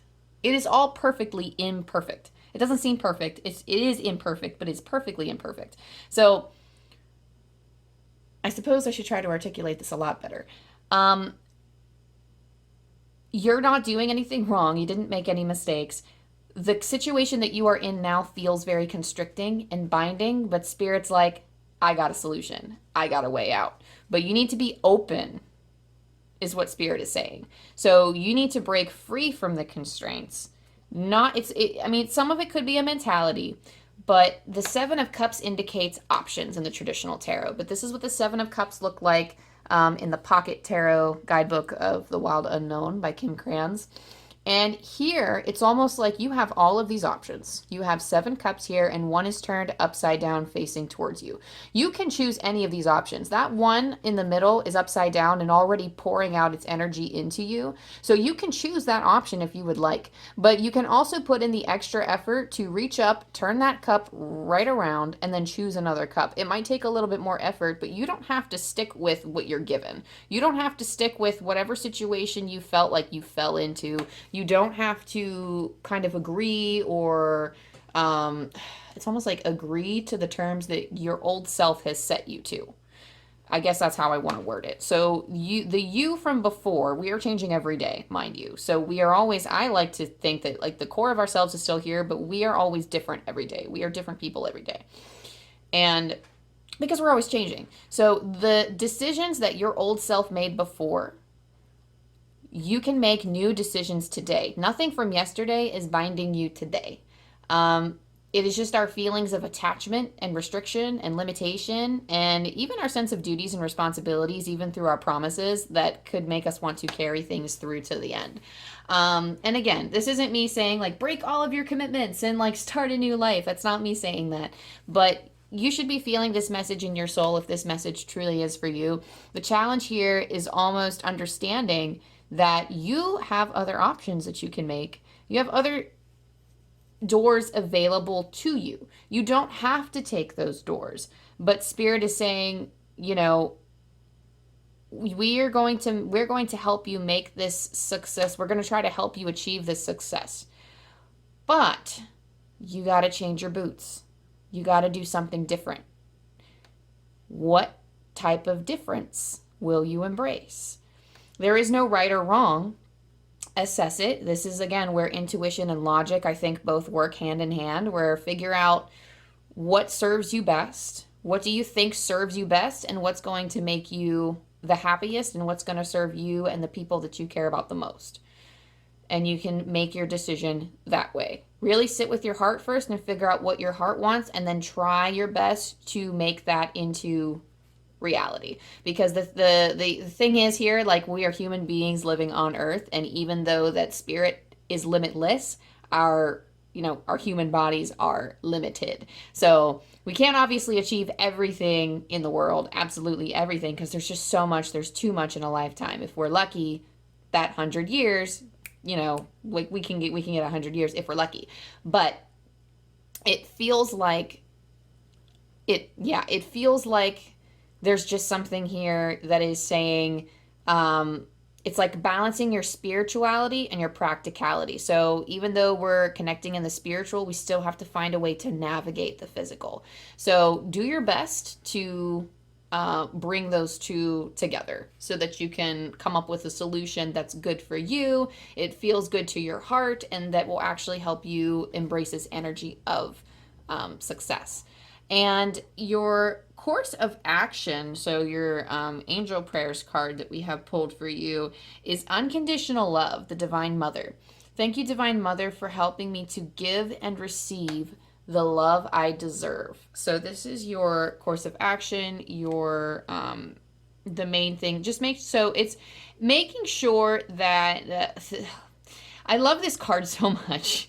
This is basically like with the Divine Mother. This is the Divine Mother in all religions. This is like Virgin Mary and like whatever is akin to these. I think Kuan Yin in the Chinese culture and Chinese religion, like an Eastern Orthodox religion somewhere. But there is like this divine, nurturing, creative, feminine mother, loving spirit. And she teaches unconditional love, regardless of what religion you identify with, or like what religion you practice, or whatever you believe. You don't have to believe in a religion. This could be just the divine feminine powers that be, or whatever. But this is learning how to channel the unconditional love straight from the divine through you and to others. Now, anytime I see this love, Spirit is always just reminding you and reminding me when I pull this card that you are a divine being who is loved unconditionally, regardless of whatever choices that you've made, no matter how amazing and wonderful and no matter how heinous. There's so much unconditional love overflowing. And when this course of action card, like when this course of action comes out as a card, to me, it feels like Spirit wants you to feel it. They want you to feel this unconditional love that they have for you, and let that love for you fill up your cup. Feel that love that they have for you and allow your cup to overflow so that you have all of this overflow and all of these other cups so you can start giving it away to other people. This isn't that they're doing it just for you. They love you more than anything, and you are like your guide's first priority. But there is so much love and healing and abundance and change that you can enact with this level of success. And they want you to feel the love first. And then you can work on spreading it. But just make sure that you're spending the time to fill up your cup and feel that love. So really just sit. I wonder if there's like a meditation you can do. I'm sure you can find one on YouTube somewhere, but it is like a wonderful meditation. There's like a meditation where you can sit and just feel the presence of like God, the universe, your guides, angels, whatever it is you connect with a higher energy, and just sit with their love and ask them to, when you kind of like, even if you go into the meditation that I offered at the beginning of this video, just connecting, and instead of asking which pile is yours and which messages are yours, you can ask them to flood you with their unconditional love for you so you can understand what it feels like. Because the more you're familiar with that, not only the more you can feel it and the happier and more joyful life you can live, but you can also exhibit that unconditional love to others. And when you act from love, that's going to be when your blessings start to come in. That's going to be when you can step into that energy of success, is when you are always acting from the heart. You are always acting from love, because Spirit speaks the loudest through love, through your heart chakra. They speak the loudest through your heart and through love. So always make sure that you are making decisions out of unconditional love. Okay. And again, these cards that I'm pulling, it's kind of a trial run with the category that I'm putting these cards under. Not these cards. I love these cards. But specifically, this is our What's Next section. What's next can be very variable. It depends on the type of energy you put out there.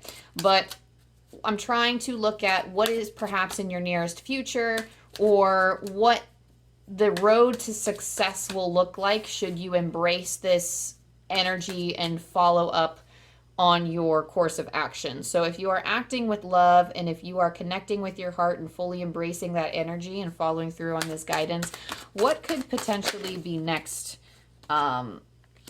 What is their journey to success look like?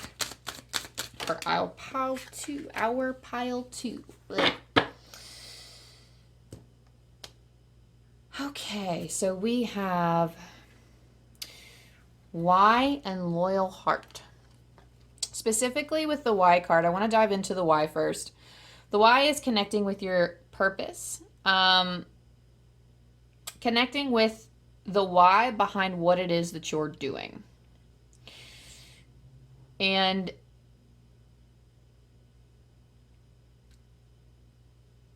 it's almost like connecting through with the unconditional love in your heart.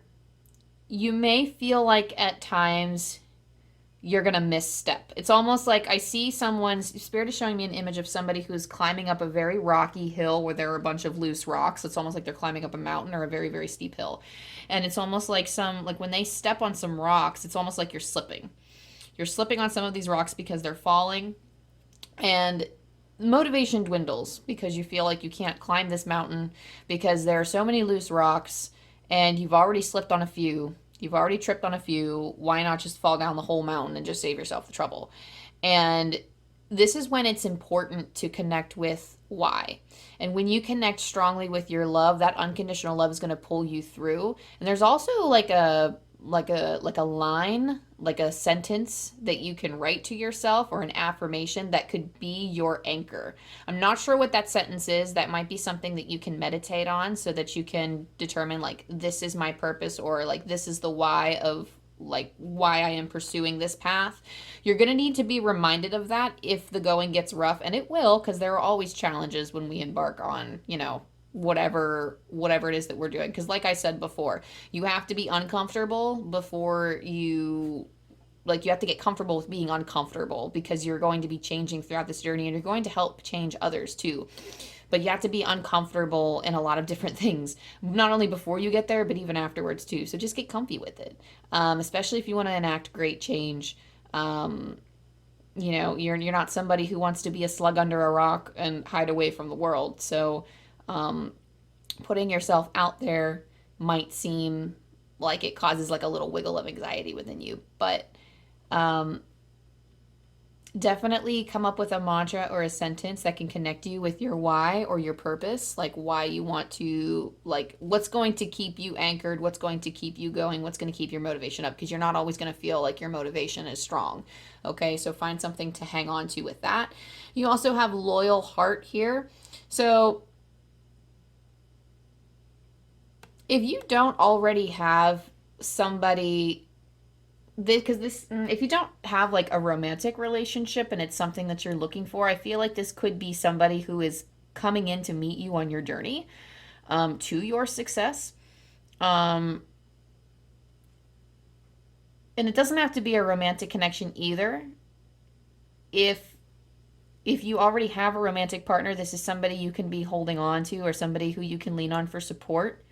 And this can be in terms of like even friends or somebody who is like a soulmate connection that is very close to you.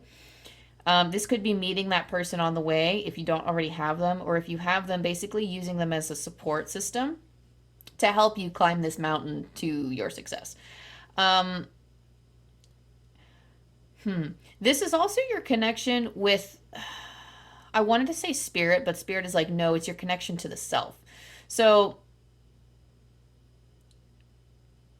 intuitively, what's coming through is staying loyal to the things that you love and staying loyal to your heart. So typically this is about another connection, and it could be about another connection. But also the most important thing about this is that you are loyal to your heart, is intuitively what's coming through. We have these keys hanging up here on the banner right here. So mostly all of these oracle cards in the Wisdom of the Oracle have some of these banners up here, and there are two keys. Now, one key is from yourself, and the other key can be from another person, or arguably it could also be your shadow self, or just like your higher self. This card can be seen in many ways, but I feel like regardless of how this applies to your life, it does feel like there is something here about staying loyal and true to your heart. Like it feels like it's a you and a higher self situation. So first and foremost, stay connected with those who are loyal in your life, and also making sure that you're staying true again to your heart. That just seems to be like a resounding message for you, and it's always like pretty, I mean, it's a pretty solid thing to like say, is like follow your heart, but it really just feels like I don't know if your path is just odd or not typically traveled, but it's gonna be strange. I don't feel like this is a path that other people take or that other people in your life have dared to venture, for one reason or another, whether they're not interested in it or maybe they were too afraid. So I don't know if you have a lot of great examples as to how to achieve this success. So I feel like there's a big part of you that's just like, I guess I'm gonna have to wing it, which would explain the other knights, like the Knight of Swords and the Knight of Wands. Whereas as soon as you have a new idea, you try it immediately and see if it works or see what comes about it. And there is that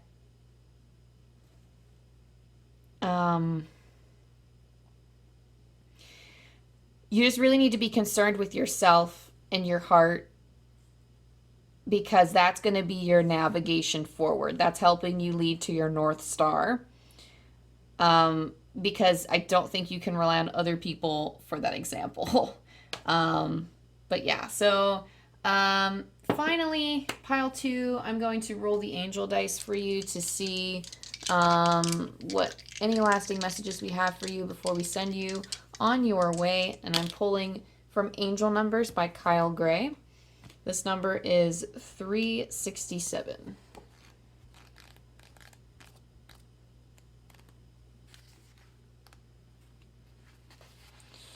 Whatever blockages you may have experienced are now being cleared from your energy.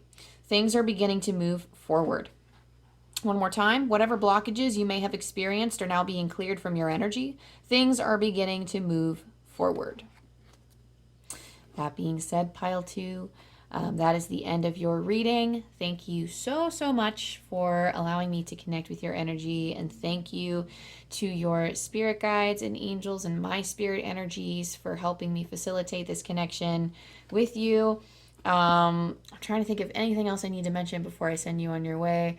I think the only thing is, if you liked my stuff and if you want to support me, go ahead, like and subscribe, and maybe leave a comment and see which pile that you picked and how it resonated with you if you so feel called, so you don't miss content from me and that you can keep up to date. I also do weekly signs here. I do occasionally do pick a cards, and I'm launching a Patreon very soon, so keep up to date with that and see what's going on in the Ferret Den. I love you, pile 2, and I will see you next time. Bye. Hey, pile 3, if you chose this pile, I'm going to show you one last time here, real quickly, the chrysanthemum. We're not going to dive immediately into this oracle card. We're going to pull tarot first, so I'm going to slide this off to the side as well. And then we'll see what we have for you.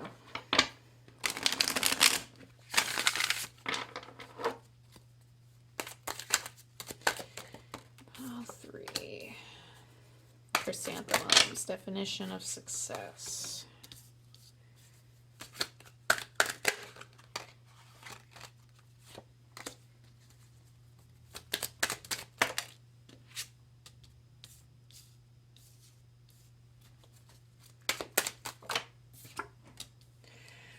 Okay, then I'm going to sit with this pile for a minute.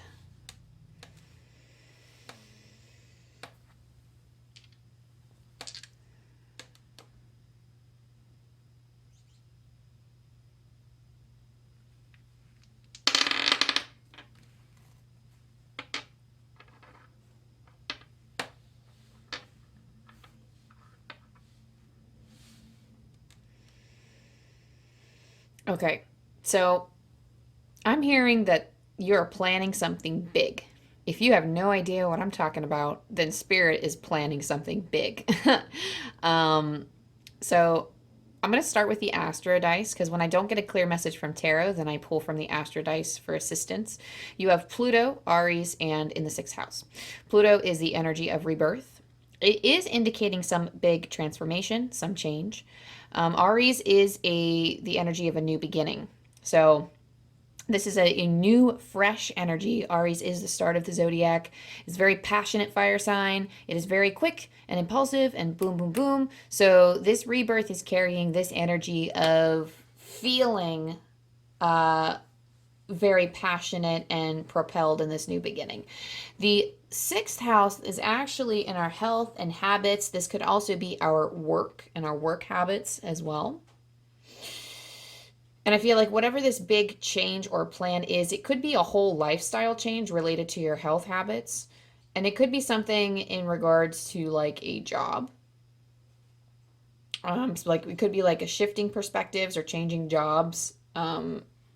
Like Specifically for those of you that are changing jobs, it feels like it's like in the same field, but a different job because they're showing me like a shift from one level to another. So maybe it's the same position in a different department, or it's like, even if you're like switching entry level jobs, I'm not sure if it's similar or not, but it feels like it does carry a similar energy. It's just a different environment. So even if this is something like simple, like moving from one Starbucks to another, like, it's the same store. It's just the same company, just a different store. Not that, that's exactly relevant to you, that example, but that's just kind of the vibe that I'm getting is like the same type of energy, but not the same energy, if that makes sense.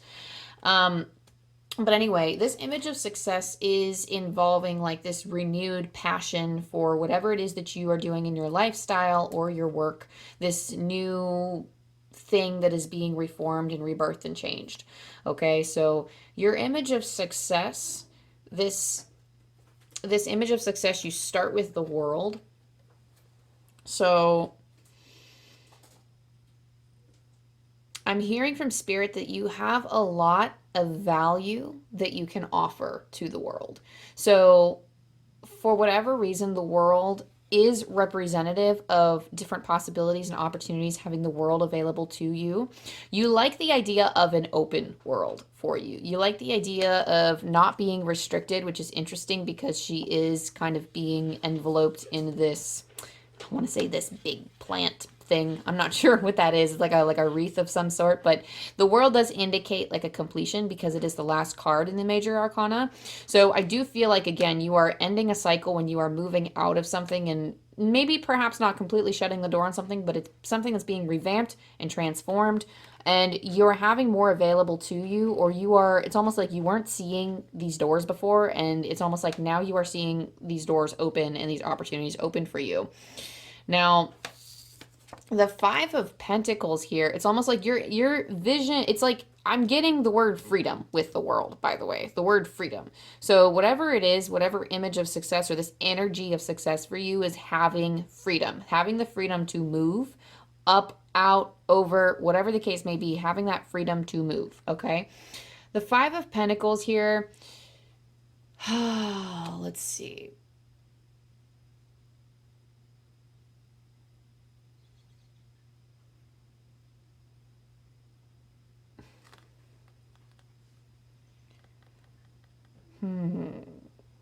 I do feel like some of us could be sitting in kind of saturated in our misery, but I feel like this is something that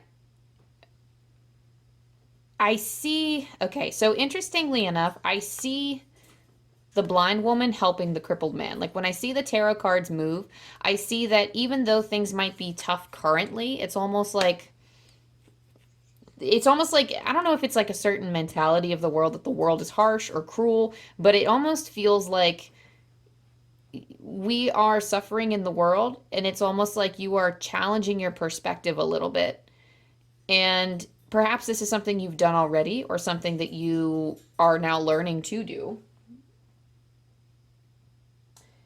You are breaking out of this feeling of victimization and stepping into a space where you have learned lessons from this suffering. And it's almost like you're like in this snowstorm still, but you're helping other people through it. So if that your image of success is learning how to brave the challenges of life, or learning how to weather the storms of life, essentially, and being able to do so peacefully and also helping others along the way. I do feel like there's like the word challenges is popping up into my mind. So, whatever the case may be, I feel like it's just the ability to navigate these challenges, because life just feels very challenging no matter what path you take. And interestingly enough, my ferret Coda does this thing when he wants to come out, is he like scratches at the, I don't know, it's kind of weird. So like their cage bars are vertical, and he goes and he just like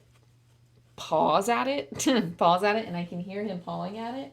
But I find it interesting that we're talking about, it's almost like you're breaking free out of this misery, and he's wanting to break free out of the cage. So I will let them out after this reading, because it's not quite their time to come out yet. They are on a schedule to come out and play, and then I will spend all the time in the world with my babies. So chill.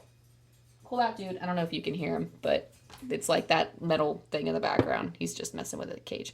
But anyway, that seems to be the message with the Five of Pentacles. You also have the Page of Cups here. The Page of Cups, for some of you, you could dream of venturing out and finding new love. The Page of Cups is kind of introducing something. I almost feel like it's a discovery of a new gift too. So perhaps you're like embarking on a journey of finding a new skill. Wow, that's so weird. You have like interesting things, like interesting other distractions that are happening. Because I don't know if you saw, but this candle actually went out. So I'm going to light another one as I'm talking to you here. But I feel like that in itself, there's just a lot of like supplemental messages in the environment right now for you, which is interesting. But it almost feels like perhaps your passion for one thing is dwindling out, and you're looking to light the flame for another passion. Like so. But it feels like you're venturing into a time where you want to start something new. And that makes sense with your Aries energy. The Aries energy present, you're wanting to climb into something new, but you don't want to change your life and uproot it completely. So you want to kind of venture into this new skill. So to you, success is grappling this new skill, like being invited to, it's almost like Spirit's like, you're invited to join the club. I don't really know what that is. I don't really know what they're talking about. For some of you, that could be a link, a confirmation point. For some of you, joining a club can metaphorically mean like joining a club in spirit of like, if you're like, let's say you want to take up the task of crocheting and you want to learn to crochet. So it's almost like Spirit is kind of calling in other guides to help you with this new skill. And it's like, oh, we have a spirit here who loves to crochet and they're going to help you. And it's almost like, oh, like the Spirit's happy because you're joining the crocheting club. Like you don't have to actually be joining a crocheting club, but just having somebody else who understands the craft and who wants to pursue the craft. It's almost like Spirit's like, hey, welcome to that club. Like, you know, we're excited that we have you here. It's almost like Spirit is excited. Spirit is excited for this new venture for you. But I do feel like it's a new skill or a new gift that you have that you are kind of now playing with. It does feel like a new, fresh skill that you perhaps haven't really dabbled in before. Maybe you have dabbled in a little bit in the past, but it's not something that you would consider yourself beyond amateur level at. King of Swords here. It feels like the King of Swords is the card of interesting. So Spirit just came through and said knowing when to quit. So if you are actively, like quite literally leaving a situation, it's almost like you're going to know intuitively when to go. But it's also like it's more of a logic sense than it is an intuitive sense. So you will have the intuition to guide you into recognizing the signs from Spirit. But you also have a way with logic as well. A way with logic, a way with mind, and a way with the words. You're very structured in how you do things. So the success here, if this is not your energy, this could be the energy that you long to embody in this energy of success, is feeling like you have a good grapple on your mind, that you are having a good grab, I should say. I'm not even sure if that grammatically made sense, a good grapple. Like you have a good hold of your mind, you have a strong, firm mind, and that you have the ability to wield your words with a sense of responsibility and also with a sense of confidence. So it almost seems like you would like to, it's almost like having good problem skills as well is the King of Swords here. And it does seem like your vision of success is perhaps being in some form of control because you also have the Emperor. So I do see how the Emperor and the King of Swords here is kind of playing off of one another, and that you want to be a leader to people, or you want to be the person that people answer to. So this could be actually like somebody who is going into entrepreneurship or something. Like quite literally wanting to go out into the world to like with a new skill that they feel like they haven't done yet. And then actually, I feel like whatever this new skill is, you're going to be like, you're going to accumulate it pretty quickly because it's a combination of your passion and your curiosity. So the passion with Aries and the curiosity with the Page of Cups is going to combine together and actually help accelerate how you learn this. And your success is actually going to come a lot sooner than you think it will. So I actually really like that. That's really cool. Some people have to work like for several years to get to the point where they want to be at. And I feel like you're going to feel this energy of success a little bit sooner than you think. So being in charge, basically. And what I love about the Emperor, what I love to point out about the Emperor is that he has armor underneath his robes. So even though he is regal, you know, he wasn't fed things with a silver spoon his whole life.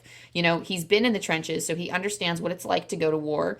And he still wears that to remember not only the hard times he has faced, but just in case he has to go out in the trenches again. So just in case, because like he knows how to do the work, he'll go in and he'll get it done because he knows the ins and outs. So let's say you're somebody who has, I'm just going to throw something right off, like just that's entering my head right now. But let's say you want to be a mechanic. You worked in like maybe an auto parts store, and then like perhaps you worked for somebody else and maybe mentored, or maybe you were mentored in learning how to fix cars. And now you want to go out and open up your own garage and be like a self-employed mechanic. That feels like the kind of energy that this is, where perhaps you were doing something, but somebody else was in charge, and now you want to go off and do your own thing. It doesn't have to be the same thing, but you want to take those skills and you want to move off into something else and do that thing, but you want to also be like your own boss, or you want to be the person that people answer to. Okay, so let's see some potential challenges with this. Hang on, let me move my tea out of the way. It's peppermint. All right, Chris, what are our chrysanthemums challenges? Oh, by golly. Okay, well, I'm not going to read that many challenges, so I'm going to put them back. Spirit, only 2, please. I think it might seem like you have a lot of challenges. Still, Spirit wants to throw out of... They literally... Oh, my gosh. Okay, so... They be trying it with y'all. They really do, because you're only supposed to get 2. This doesn't mean that you'll have more challenges. This probably just means that I need more to understand it. Okay. Whoa. Okay. So you, interestingly enough, so you have the Daughter of Pentacles. You have the 2 of Swords and the 3 of Swords and the Ace of Pentacles. So I'm going to show them one by one as I go through them. But some potential challenges that could be in the way. I do feel like these are like internal forces, like from within, but also like external challenges that could be in the way. Oh boy. So the Daughter of Pentacles here tells me...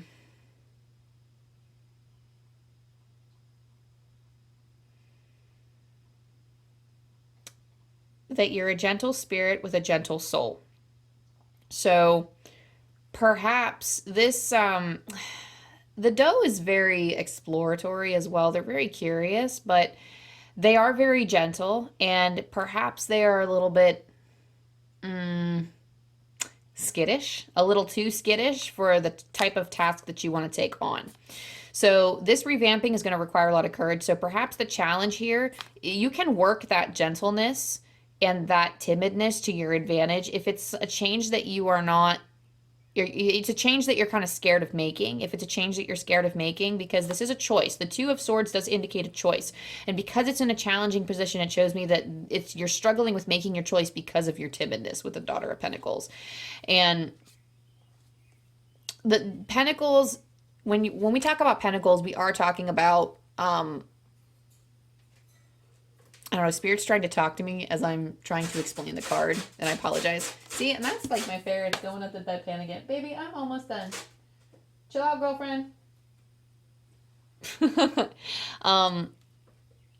feel like you do have a sense of anticipation, though. You have this sense of you're getting antsy, you want to move out, move over, transition out, move beyond. You want to make this choice, but it's almost like you're nervous, that you're afraid that you're not going to make the right one, or that you're not going to be strong enough or portray yourself in the kind of light that you want to in order to make this change.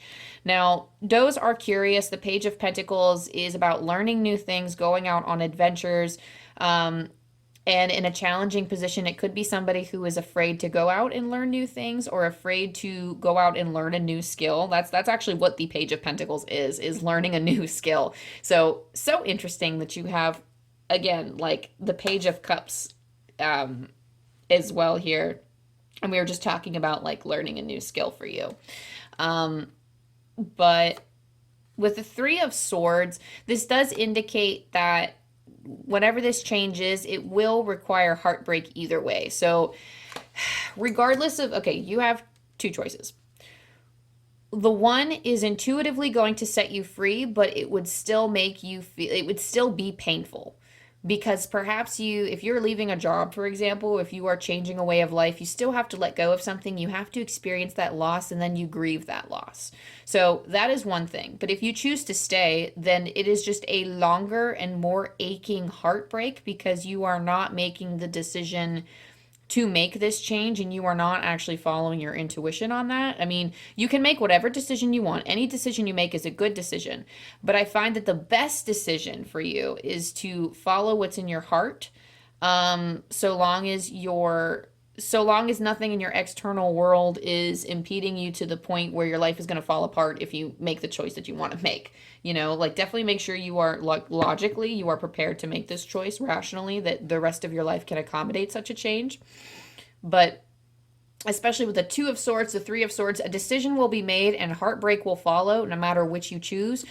But it feels like you're going to make the right choice that's best for your soul, because it feels like you're going to be, like, it's heartbreak either way. It's just, you can have less heartbreak, like a minimal heartbreak, for a super, super long period of time, for basically as long as you're not making this change. Or you can make this, like, this change and experience what's going to be a little bit more of a painful heartbreak for a shorter period of time. You also have the Ace of Pentacles. Again, I just feel like this change is inevitable. This new start for you is inevitable. Ace of Pentacles is offering that gift. It is offering that new start of the journey. This is actually a picture of a tree stump. It's cut, and this tree will regrow. This is, I don't know why this is popping into my mind, but these 5 little slices here, these 5 cracks here, straight from the center, there's the 5 elements is what's coming to mind. You have fire, water, earth, air, and spirit. And this feels like you have everything. You have all of the resources. All of the elements are here. Everything is present to help this tree grow strong and healthy. Not only as strong and healthy as it once was, but stronger and more healthy than what it was before. It will take some time to build. It will take some time to grow. But you will eventually get there, and it will be so worth this choice that you made. It's almost like this choice is so small in the grand scheme of things compared to the amount of abundance you can receive by making this change. Dang, pile 3. That's really good. And I feel like Spirit is informing you of this, especially given the 5 elements here. I'm not really sure why. Like, it's almost like the Spirit is telling me the 5th element, Spirit, the 5th element. This is a Spirit-guided decision. This is a decision that intuitively is coming through your crown chakra and coming out your heart. This is something that your solar plexus is actively engaging in, because there is a solar plexus chakra here, and I feel like it is really acting on your power. Sorry, I say I feel like a lot, because I'm like feeling this energy in my body, as I have a big clairsentience ability that I use with these cards. So every time I say I feel like, that's just me like saying, like, I'm in my body. I am feeling like this energy is like coming through to these certain chakra points, and like, yeah. So if that made sense, but there's a 5th point here. It's almost like you've been seeing with this current path that you're on, before making this change, it's almost like you saw just fire, water, earth, and air. But now you have the addition of spirit. And I feel like that addition of spirit wasn't always in your mix. I'm not sure if like you're somebody who has embraced your spirituality later in life, or some like maybe it's just recently, or maybe it wasn't what you were raised or born with. But there's something here about like whatever this decision is, it's almost like whatever this energy is fire, water, earth, and air.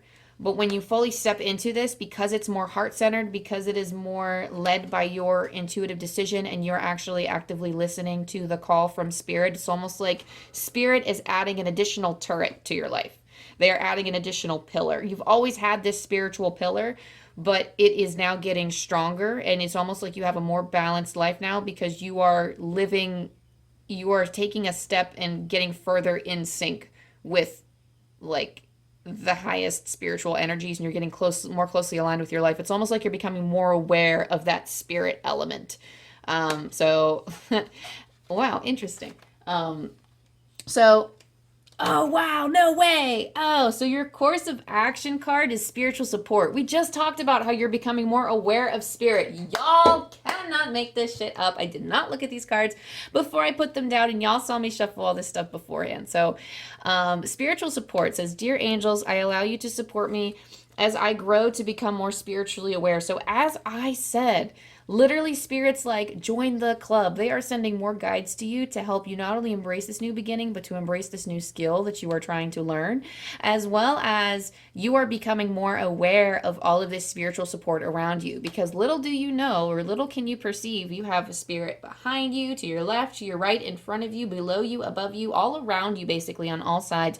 You are surrounded by so much support. Now that could be in the form of angels, it could be in the form of your spirit guides, it could be in the form of whatever you connect with, dragons, fairies, just love in general. It could be just like helper spirits that are in passing. It could be your ancestors. It could be if you connect with alien energy, it could be that as well. Archangels. I mean, whatever you can think of that could be supporting you on the other side. There are so many levels that we don't train ourselves to be aware of, or that we just simply won't be aware of for like hundreds of years from now, that are actively like supporting us now that we'll probably never know in this lifetime. There's so much abundance of spiritual support, and you are not only recognizing it, but spirit is saying, hey, we got you. Like literally I see hands over somebody's mouth and going, hey, we're here. Like like it, almost like if you're calling a friend out from far away and you put your hands to your mouth so people can hear you more. Literally, I'm seeing somebody do that. I'm seeing somebody, he doesn't have a lot of hair. He's a little bit on he's a little bit on the heavier side, and he's cupping his mouth, and it does look like, I'm not sure who he is. He does seem like an ancestor of some sort. So some of you could actually recognize this person if passed in spirit. They're not really giving me like a sense of ethnicity, but perhaps I do feel like it's somebody who is a little bit like they have a slightly different culture than you. And this might be like a few generations back. They are coming to me in normal people clothes though, so I don't know what that means, but he's yelling, hey, we're right here. Like he's trying to get your attention. He does not, I don't know if I said this, but he does not have a lot of hair, and he has darker and shorter hair. And he has kind of like a roundish head and face. And he's just kind of like, hey, like he's got like a jacket on, and like basically he's just trying to signal to you that you have support. That could be just like a symbol for me, but it does feel like it could be somebody very specific in your lineage that is trying to get your attention. This could be somebody you know. This could also be somebody you don't know. I mean, I don't know, but that's just the image that's coming to mind for you right now. Let's see what else we have here. Okay, yeah, I think we're going to, I want to say, like, I feel like that wasn't really a lot of time. Oh, no, I was about to say, I was like, wait a minute, we're missing something. Like, that was way too short. I was like, why? It's because we completely missed something. So the next part, so once you embrace this course of action for you for this spiritual support is just recognizing that they're there and actually calling on their help more. So call on your angels, your spirit guides, whoever you pray to, whoever you work with spiritually, or even if you want to work with somebody new, or even like if you are taking, again, I'm going to pull the crochet example. If you are taking up crochet and you're like, okay, you can quite literally sit in meditation and be like, okay, my new crochet guide, do you have anything? Just assume that they're there because they're there.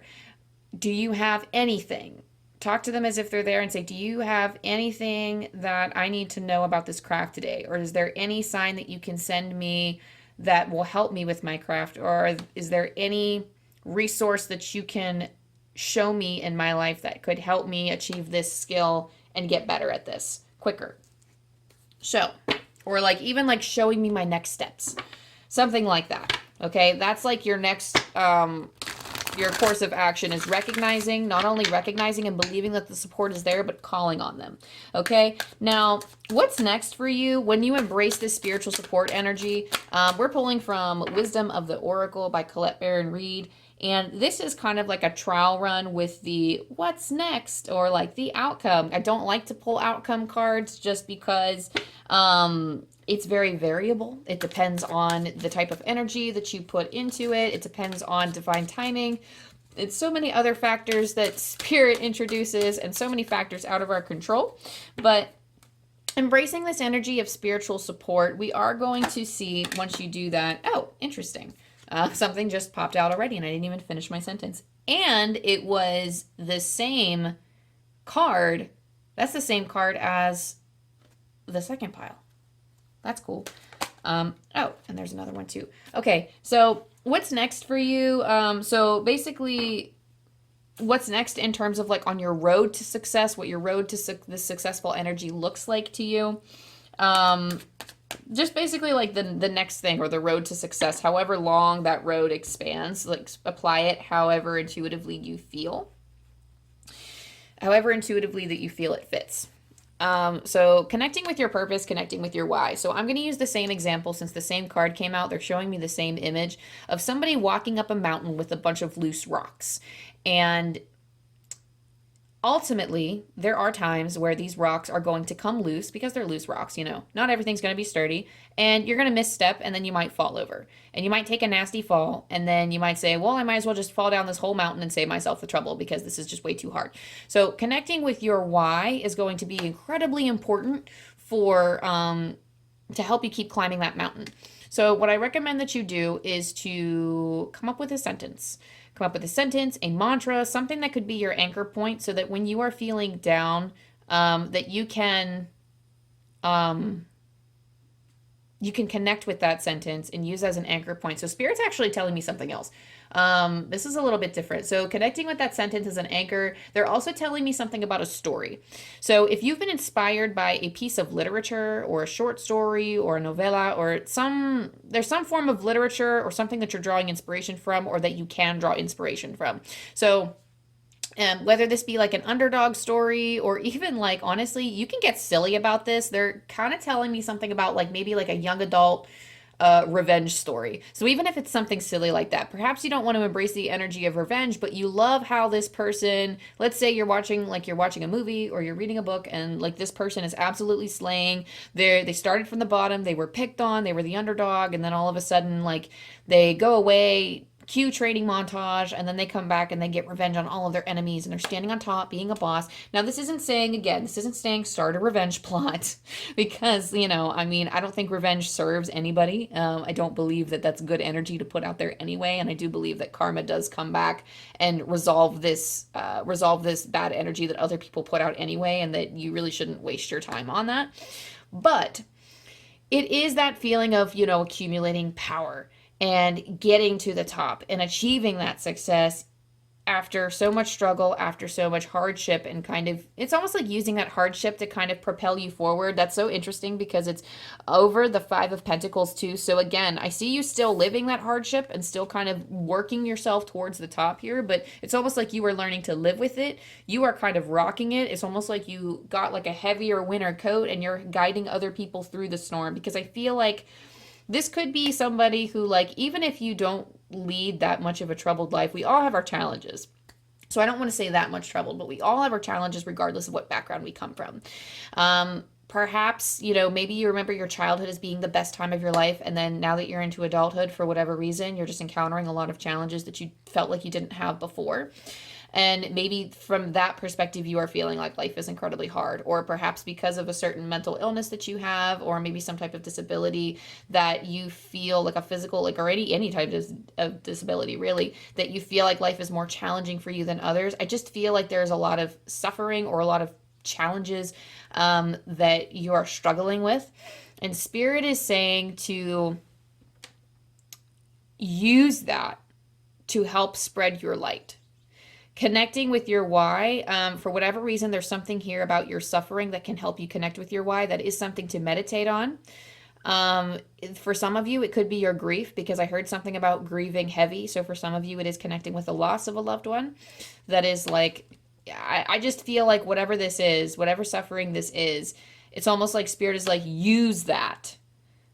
Use that. Not quite use it to spread more negativity, like a revenge seeking plot, but you know how resilient and strong you've become from embracing these challenges. So keep going. That's what Spirit is saying. Like, if you're somebody who has been through all of those challenges and you are continuing to change, and kind of, it's almost like you are continuing to kind of like embrace, because you have peace as well. You're continuing to embrace this energy of peace.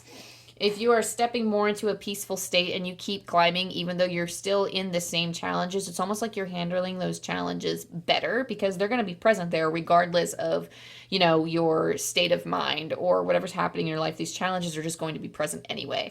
But it's almost like you are adapting very well, because you are learning, you are internally changing your world so that you can handle your external world better. Whatever the case may be, Spirit is like, connect yourself with a story and follow that timeline and feel empowered that you are almost kind of going on not the same journey, but you are going on a similar journey of rising up and stepping more into your power. So picking a story that you can connect with that really makes you feel strong, and something that you can, like, you have different stories, but a timeline that feels similar, or a timeline that you want to embody of getting to the top and being in that successful energy. So I feel like connecting with your why is what's coming next. Finding like more of a purpose or more of a strength, like a better reason to stand tall, basically. Finding a stronger reason for you to stand stronger and more tall. Also, you'll have the ability to embrace more peace. I feel like peace has been offered to you, but it's kind of been on the sidelines for a while. I'm not really sure why Spirit is wanting me to say it in that particular way, but it's almost like Spirit has, like, peace has always been available. Spirit has always offered the potentiality of peace, or the circumstances of peace, but it's been hard to embrace that, because it's honestly like, when the whirlwind comes, we all fly with the whirlwind. I'm not gonna lie to you. Like, peace is very anchoring, but sometimes even the strongest of winds, rock our peace. And I think you're learning to be a mountain. I love that one quote. They probably quoted it from an old Chinese proverb, but where the emperor in Mulan says, no matter how the wind may bow, how does that go? I use this quote so often, and girl gotta get right on that quote here, so I can make sure I'm saying the right words. Ooh, and I just had a weird sense of deja vu. Whoa. But no matter how the wind may howl, the mountain does not bow to it, because it simply can't. It's too powerful. The wind may fly, the trees may fall off the mountain, but the mountain itself will always stay. It cannot bow to it. So standing stronger in that power, learning to stand in your peace enough to be the mountain, to let the storm pass without it shaking you. I do feel like some Buddhist principles, you don't have to be a Buddhist to, do this, but to like follow this, but I do feel that there are some thought patterns of making things more simplistic. Whatever is in line with, maybe study a little bit of Buddhism if you are into that. If that is intuitively calling to you, to practice like a lot of mindfulness. There's just something about for whatever reason, like Buddha's coming through, which is, I have the statue of Buddha. If you look at some of my older videos, the camera's more of an angle. You can see my little statue of Buddha. I don't even know if that's what he looked like, but I use it to honor Buddha, just because I am somebody who overthinks a lot, and the Buddha really focused on. He kind of went on this big spiritual journey of simplifying his life a lot more. And that is a very extreme simplification of his life and what he has done. But I do find him to be a great inspiration in my life. And while I don't strive to be the Buddha exactly, I do think that, you know, his principles and his way of living is something like, especially we can use those to help us anchor ourselves in peace.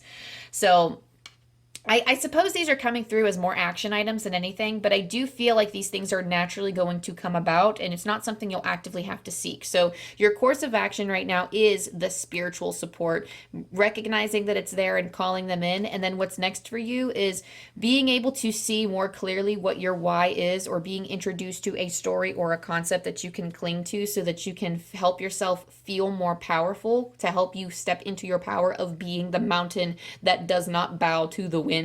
And also, it's almost like peace is almost pushing in on you now from the sidelines, and peace is like coming up from within. So peace is being introduced to you on the outside and is inspiring you to be peace on the inside.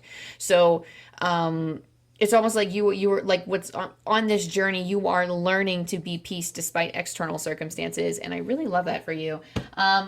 Last but not least, I'm going to roll the angel dice for you before we part ways.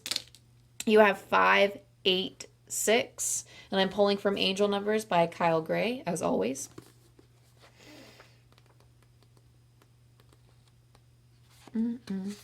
Angel wisdom is inviting you to bring light into all that you are doing. Remember that beings of light are with you at all times.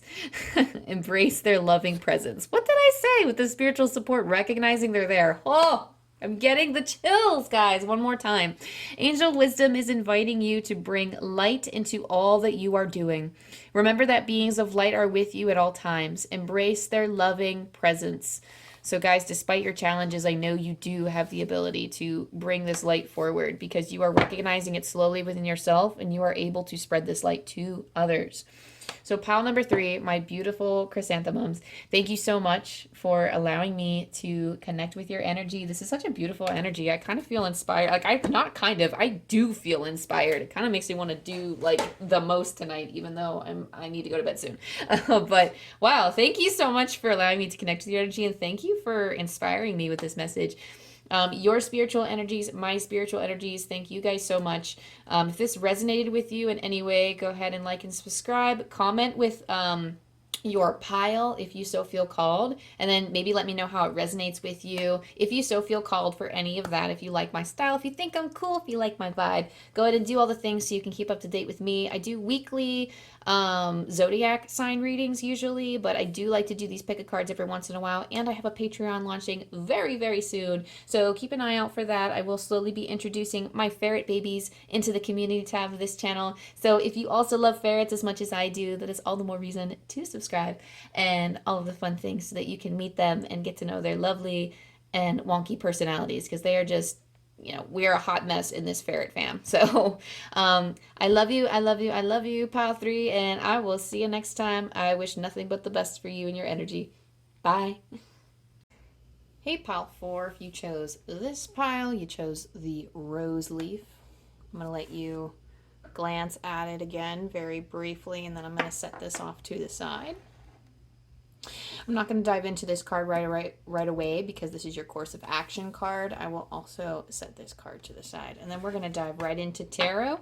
So the first thing we're going to answer is shed some light on the definition of success for you on a soul level. So connecting with certain elements of success, because the definition of success can be different for other people. It could be in relation to finances, career, love. It could be all 3. It could be a multitude of other factors as well, such as fulfilling your purpose and whatnot. So let's see what tarot says.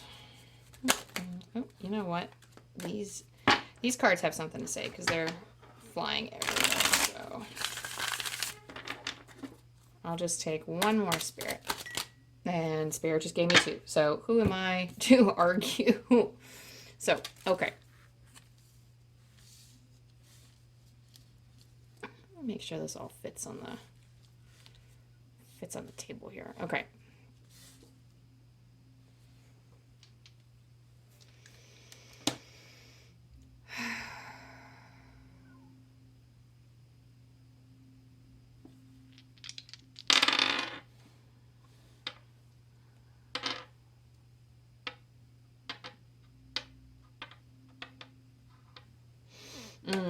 So as I was connecting with your energy before this reading, rose leaf pile, I do feel like there is a call to ground yourself, specifically when you are chasing this energy of success. I do believe that we can embody the energy of success before we get there. And this is the energy of the self. With the Astro dice, we have the Sun, Pisces, and the 6th house. The Sun is us, the self. Creation, anything that we create, everything in our being, everything that is us, that is the energy of us and of the self.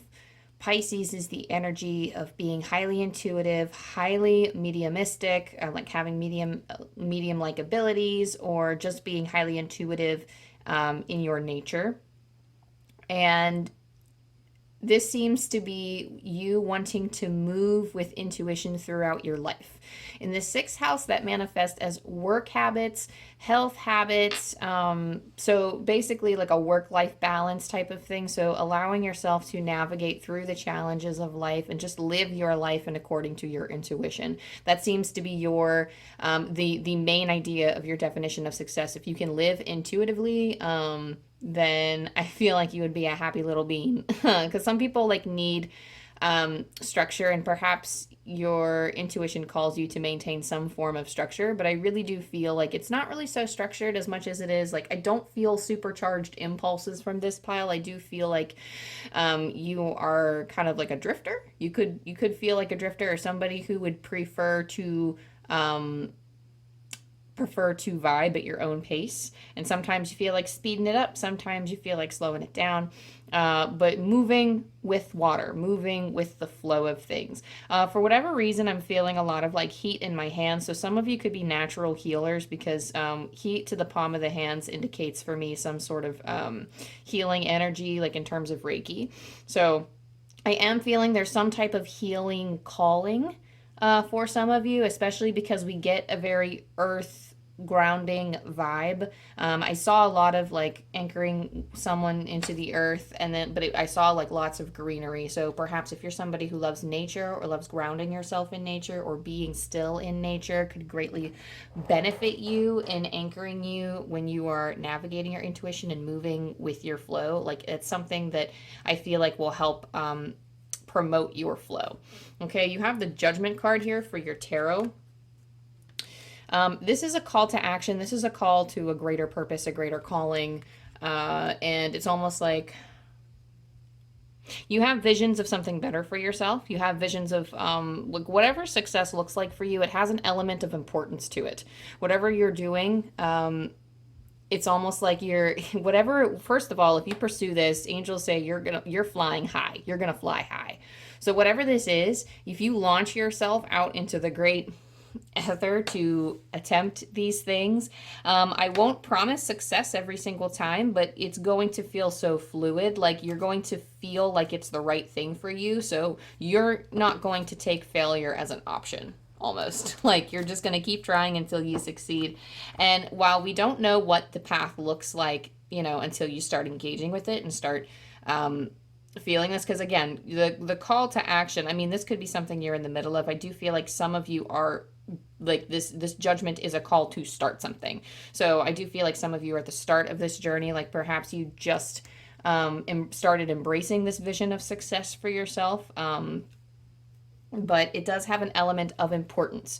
So whatever it is, you're bringing this energy, you're wanting to bring this energy to the greater collective. The image of success doesn't just involve you. It involves helping other people. It involves tackling, I don't want to say like tackling the major issues in life, but that's kind of what's coming through. You feel it to be so important that you almost find that your help is necessary. It's almost like, I just heard someone say, I need to be there. It's like you recognize I need to be at either this location or in this position, or I need to do these things for humanity. And you're feeling like a very strong calling to do that, or a very strong calling to use your skills, even if you're not sure of what way you're going to do that yet. The Four of Pentacles here.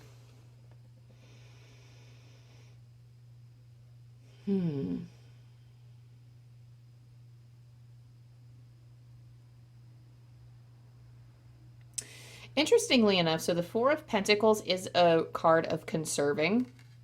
I do, for whatever reason, like because we had like the earth energy come up, I do feel like this is some sort of like, and that's, I don't even think that's the card for energy conservation or conservation. Yeah, I just feel like we're a very eco-friendly pile here, somebody who really cares about the environment, somebody who wants to save the environment and really hold on, like whatever resources we have on Earth, you really want to hold on to them. This could also be, I do feel like whatever path that you choose, bless you. Oh my goodness, there goes my ferrets.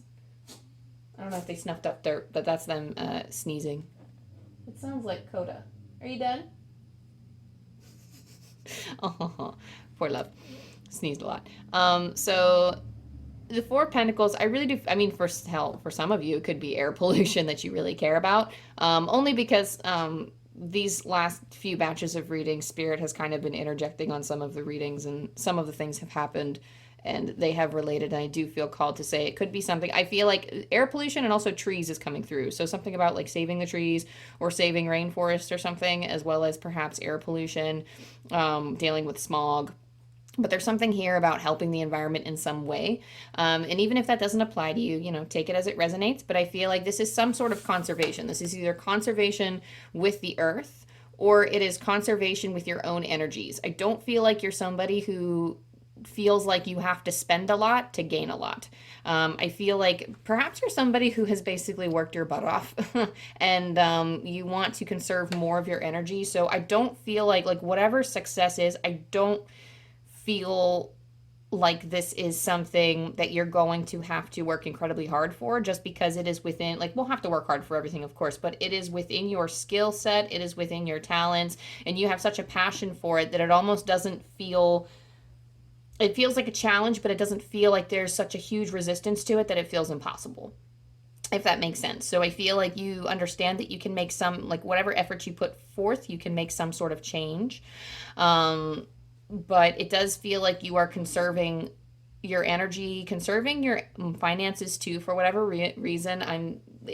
This seems like an energy of lack to me, but it's almost like you're okay with that, or perhaps the way you can create your abundance, Spirit says. So if you're feeling this energy now of feeling like you are lacking, because it's almost like you're not in this life yet. So what I'm feeling, I'm getting this energy that you haven't fully stepped into this life yet. You haven't fully stepped into this success.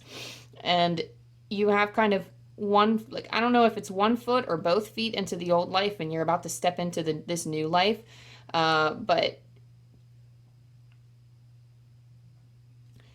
call in that opportunity if you don't have that opportunity already. But it almost seems like you can't afford life.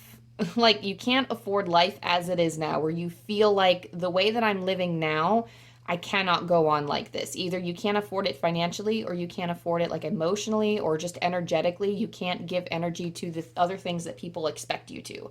So it's almost like if you're doing something that you don't want to do, if you are in a job, it could be the easiest job in the world. But if you really hate the job, it's going to actually take you more effort to do that job than it would be to do something you actually enjoyed.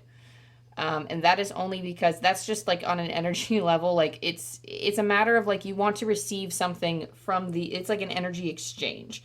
So if you hate a job, you're really not getting any satisfaction from it, and it's not giving back to you in any way. So really make sure that you are stepping into a space where you can enjoy the benefits as well as remain challenged, but also not to the point of being impossibly challenged. Because a challenge is always healthy. Humans actually crave challenge, but you'd want a challenge that is like easy for you. Like that's I don't want to use antonyms here. You want a challenge that is within your skill set to want you to like help you not only improve on your skills, but to challenge your problem solving, but not be so difficult and so stressful that your body is experiencing some type of healthy reaction or unhealthy reactions to it, such as like a rise in cortisol and blood pressure and all these other things. Like, you really want to make sure that your stress levels are down for whatever you walk into. A little bit of stress is okay, but I know sometimes people like maybe some people want to be doctors. They know that they're healers at heart and they want to do something, but being placed in the ER, for example, might cause more stress on an individual than working in like a walk-in clinic. Okay, so those are two drastically different environments, but both of them are still doctors. Both of them can still heal people. It's just the setting that's off. So their vision of success, they want to be more calm, they want to withhold more of their resources, and they want to be challenged in such a way that's not going to fry everything in their brain and I don't want to say fry all of their happiness away, but you don't want to walk out of your job or whatever it is that you're doing with your brain absolutely fried and just feeling completely emotionally drained and not having enough energy to live. So if some of you have been living like that, completely stressed out because even though your job might be easier, even if it is a difficult job and it's just hard and your stress levels are up, it's almost like you are wanting to go step away from that life and step into a life that is more fitting for your energy levels, your energy reserves, and then that can challenge you in a healthy way, not challenge you past the brink of exhaustion. Does that make sense? So that seems to be kind of what you're aiming. And again, I'm sorry, I'm using a lot of job examples. This doesn't have to be a switch in a career. And for some of you, if you are looking for a change in career, but you don't quite want to leave your profession, like I said, it could be just the example of an ER versus a walk-in clinic, for example. It could be the difference between one store and another. The difference between two environments can change a whole lot. Even the difference between the teams that you have, because the people make the job, honestly, they do. So that being said, that's just one example. But we also have the Four of Swords. Because of the way that this reading came out, the Four of Swords and the High Priestess are both the center of it all, the focal point. So the Four of Swords is focused on going within. It's focused on meditation. This glass window here, the stained glass window in this church, he's receiving blessings and insights from God, his angels, coming through in his meditation. And the High Priestess is very hyper aware of her intuition. She uses it on a daily basis, and she is aware of what is unseen. So you have this natural affinity for relying on your intuition, and if you feel like you're not quite there yet, you have the ability. It's right here, because in your astro dice you have Pisces, again, which I said is a highly mediumistic sign, very intuitive, very go with the flow, or feeling the flow. I should not say go with the flow, because not every Pisces wants to go with the flow, but they are very good at feeling the energy of those around them, and they're very aware of how their energy is meshing with others. So you have this intuitive gift, and basically, and I know we're not at course of action yet, but it's almost like you want to live and walk with spirit. It's like you want to be guided on your path. And I want to say, we'll have to caution against this, because there is something rising up from this message of, yes, your angels are here to guide you, but they are not here to make the choice for you. So perhaps some of you feel like you're meditating on answers and you're waiting for somebody else to swoop in and make the decision for you, but your angels and guides don't actually want to make the decision for you. They're saying that they say, we'll follow your lead. So meditating can help them guide you and give you more information so that you can make a well-informed decision about how to step into your success or step into the energy of your success. But they're not going to tell you exactly how to attain it, because that's for you to uncover and that's for you to figure out. And I feel like some of you know this on a deeper level, but I feel like it does have to be said, because sometimes as we connect and we keep reconnecting and reconnecting, sometimes we get a little bit more desperate every single time, because we don't realize that we are subconsciously looking for an answer. And then when we're finally aware, oh man, no wonder I'm not hearing anything, or no wonder I'm not receiving any insights on this, is probably because I need to come up with the decision myself. But that could be for some of you. But I do feel like with the Four of Swords here, you do want periods of rest. Your image of success here is, again, following your intuition, moving with your intuition, and being able to actually take a break every once in a while. I don't know why I'm getting the sense that this pile has been stressed recently, like stressed to the max, but that's what I'm getting for you, Rose Leaves. But I do feel like in meditation, that's where you receive a special insight, like special insights from God, from your angels, the universe, whoever you connect to. But I feel like if you're in a stressful situation right now, that could be incredibly difficult because it does take a while to bring your body back to a state of homeostasis and drop back into meditation. That can be very difficult. I do find it difficult to do. I actually hardcore resonate with this energy just because I work in an elementary school and it's very stressful. So doing this work literally right after school can be incredibly difficult when you're trying to bring those stress levels down. But I feel like this pile has the capacity to walk hand in hand with it. So if you wanted to continue on living in this stressful manner, you're most certainly welcome to. That's your own personal choice. But I do feel like Spirit is saying there's a better way to handle this because you are naturally a King of Cups. I feel like if you're not somebody who is currently like this, you dream of being a person who is able to cope with your emotions and who is able to understand other people's emotions. So you could be somebody as carrying this Pisces energy in your reading. You don't have to have any major Pisces in your chart, but it does feel like, again, you are highly intuitive. You are aware of other people. I do feel like you're aware of other people's intentions too, and you want to be able to spot. And you could have a natural affinity for this now, but your image of success is being able to spot when someone is going to wrong you, which I don't normally get messages like that, but there you go. Sorry, I'm drinking my tea. It's a lemongrass and ginger or something like that. Lemon honey? I don't know. But anyway, I do feel like, some of you could be tea lovers for whatever reason. Spirit's like, say that. And I was like, what? That I love tea? I don't understand. So for some of you, tea could be a very calming thing for you to bring your stress levels down. I know what helps for me actually is I have these different bottles of essential oils that I get from my local metaphysical store. And honestly, you're supposed to, I think, mix it with carrier oil. I live on the edge. It's probably not good for your skin. It's really not good for your skin to just put it straight on. I put it straight on. The skin on my arms is pretty tough. For some of you, you have to mix it with carrier oil so that it doesn't cause any adverse reaction, and they actually advise that you don't put it directly on your skin. So definitely read the label, see how it's going to interact with your skin, and if you're concerned, test a small patch of your skin, but definitely make sure you mix it with a certain type of oil. But having those scents around you, even to make it fully safe, you can have one of those roll-on oils as well that you buy from the store. Those can actually be very beneficial too. But anywho, back to the reading. So King of Cups, for whatever reason, I feel like this is more of like an on-guard defensive type of energy where you want to be aware of people who do not have your best interest at heart.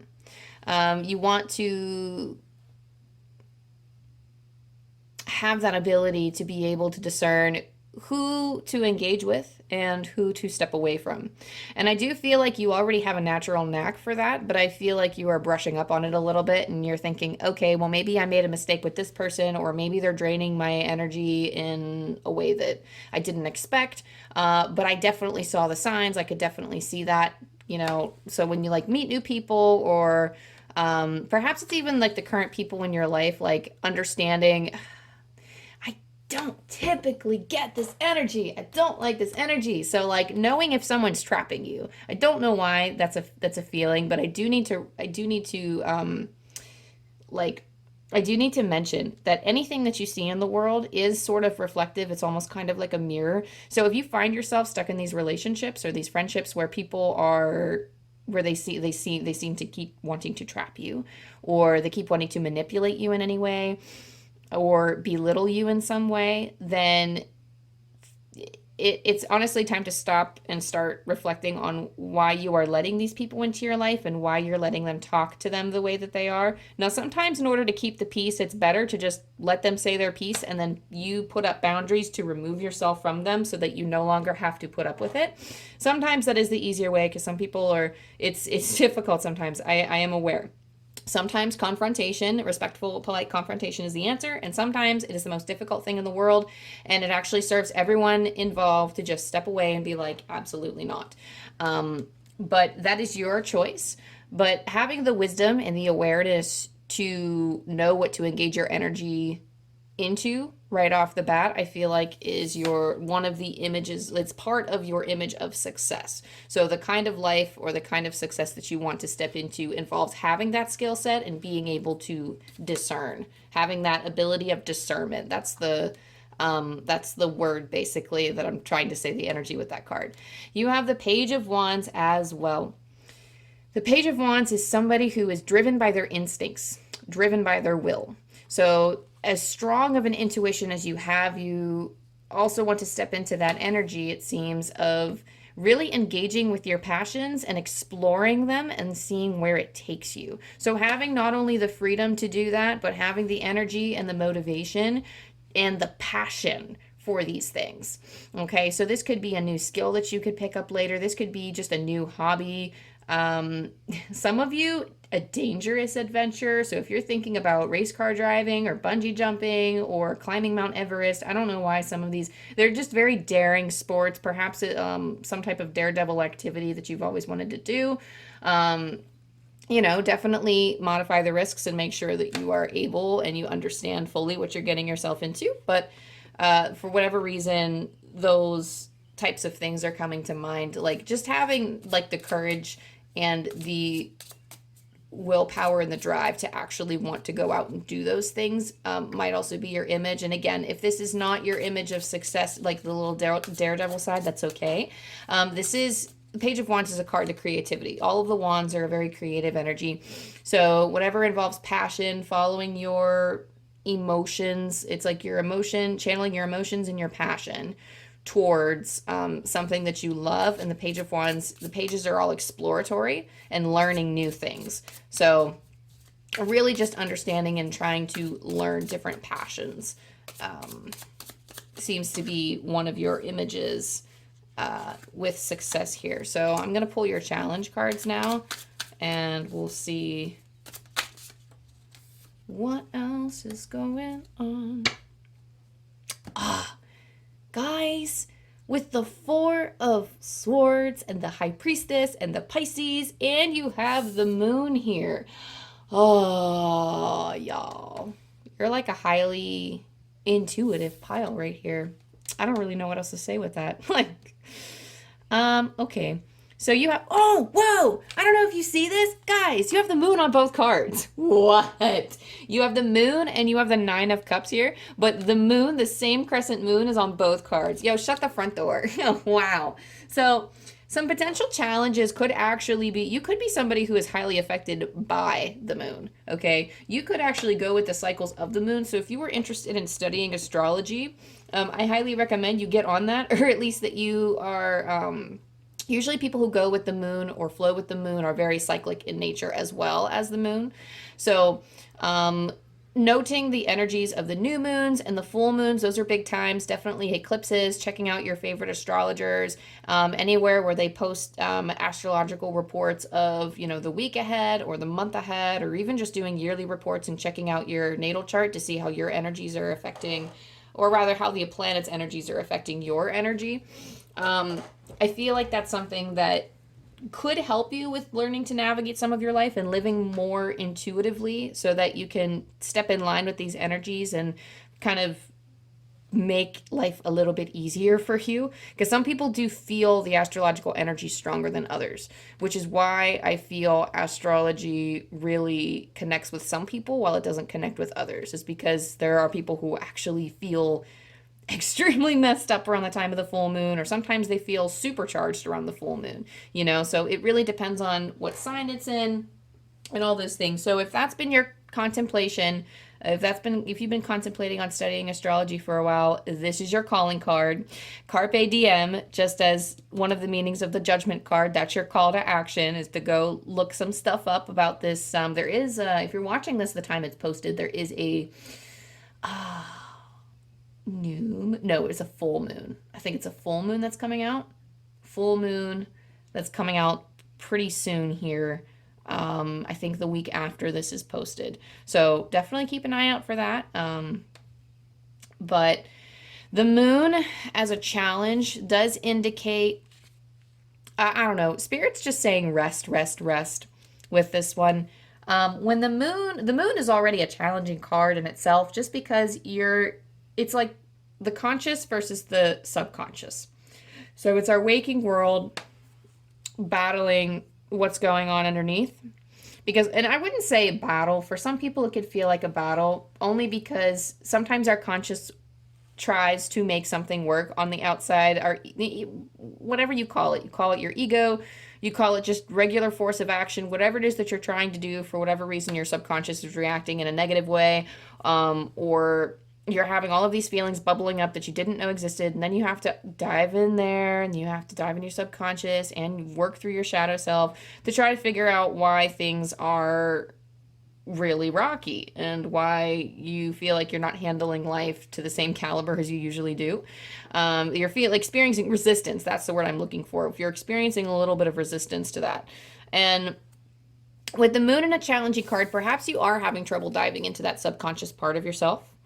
But especially with the moon showing up twice here, I do feel like astrology for a lot of you can be the answer that you're looking for to help ease into your flow a little bit better, because there's just something here like it's almost like confusion or foggy, like especially with the moon in a challenging position. I feel like it just magnifies what the moon usually means for whatever reason. So battling with the subconscious parts of yourself, I do feel like is the main quip with that card.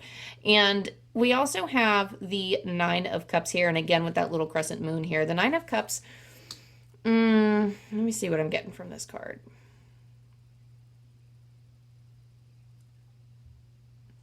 The Nine of Cups, so in the traditional tarot, Nine of Cups is about achievement and success, and it's about wishing for something. So some sort of wish fulfillment. So some of you could be battling for what it is that you truly want. Now, I think I said this to a previous pile, but perhaps you know that you have a gift. You want to be a healer. I think I said that with this pile. Maybe you know for a fact that you want to be a healer and you want to heal in a certain way, but you don't know how to channel it. You don't know maybe perhaps what career to go to or what side projects to take up. And perhaps there are many projects calling your name. Perhaps you are in the physical situation where you can only choose one or the other right now. And it's almost like you're not really sure which wish to place in what cup.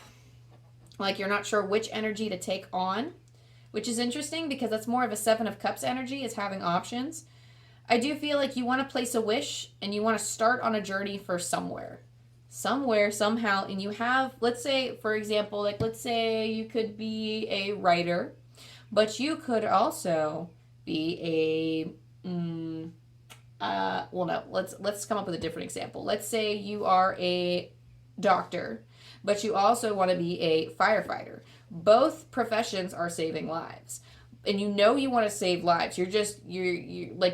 Perhaps you love the thrill of a firefighter. Perhaps you are thinking, I want to pursue firefighting. I love the way that I live for firefighting.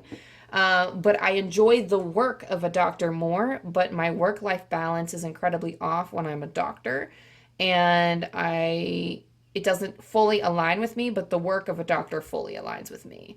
So it's almost like you have two options here, but they both present both pros and cons. Now, I'm not saying that firefighters have it easier than doctors, because both are terribly strenuous jobs. And they're both really hard on your schedules. There are a lot of firefighting places where you have to keep on the clock for 24 hours. That's why they have bunks in some of the firehouses. Anywho, I have a lot of firefighters in my family, so that's that. I don't know why that one. That's probably why that example is coming through. But specifically for this pile, for this energy, it does feel like there's a dilemma like that where no situation or solution seems to be 100% perfect, but you know you want to channel it in some way. Our spirit, when we're on the other side, like, after we pass, we're on the other side, our spirit is fully at peace, fully aligned. We're back with our higher self and like all this other stuff. We get all of our past lives memories back and we are living in alignment. But on earth, even though we have limitless souls, we have very limited bodies. So there's only so much that we can do in a lifetime. If we're lucky, we get 100 years. So it feels to me like this energy is I don't know why I'm getting the word combust. So some of you could feel like if I have to make this decision, I'm gonna combust. I don't think it's as hard as you're making it out to be, because I think your intuition knows the way. It might not logically feel 100% perfect, because we still are living in a physical world and we still have to navigate the physical world. It's balancing practicality with spirituality. So even though we want to be 100% perfect all the time, or we want to be 100%, maybe not perfect's not the right word, but we want to be 100% good, all love and light all the time. But we still have to deal with the challenges of the world and navigate through the systems put in place of our world and through our physical limitations. We still have to interact with other people who are not fully in tune with their spirits, and that could also be a little bit difficult too. Plus, there could be different energies that juxtapose one another, and then you're really uncomfortable. So, you still have to deal with the discomfort and the disease of living in the world. But I feel like this is a challenge that you can take on. My little rose leaves, you have that ability to connect with people like nobody else can. Use it. Use it to help other people. Trust the first thing that comes to your mind when you sit in meditation and ask yourself what cup you want to store your resources in. I do feel like some of you have a set vision, and if that's the case, roll with it. Go with it. But there is something here that is saying to place your wish, place your energy, and place your stock in a direction and focus on that. And you will achieve your wish. Though it seems difficult now, notice the wishes that are coming up from your subconscious. That's the challenge, is identifying them. Notice those wishes and then try your best to honor them here on the physical plane, even though it's difficult. So your call to action, or your course of action to take a leap of faith. I'm ready to take a leap, angels. Thank you for doing it with me. So just take that leap. I don't really know how else Spirit would want me to share that message. I do feel like it's pretty self-explanatory in that it's quite literally lines up with the Judgment card of Carpe Diem. Take that leap of faith. You fall, Spirit will catch you. So long as you're acting on your intuition, you really can't choose wrong. And again, there might be some tension in the world. You might experience some tension in the physical while you try to make your spiritual work. That's fine. That's expected. Change does not always flow easy. Actually, things get uncomfortable before they get back to comfortable. And sometimes if you're comfortable, then, we're always changing, we're always fluctuating, so there's going to be that duality of life, and that's okay. Again, I feel like you have the capacity to deal with it. So what's next for you, Rose Leaf Pile? We have Imagine, and we also have Thinker. So this section of the reading is kind of a trial run that I'm doing, so I don't typically like to declare or go too far into outcomes because there are so many variables present. The future is so variable just because there's Spirit with their divine timing. There's like the energy of other people that are constantly interweaving, and other people have their own things to accomplish and their own things to do and lessons to learn in their lifetimes as well.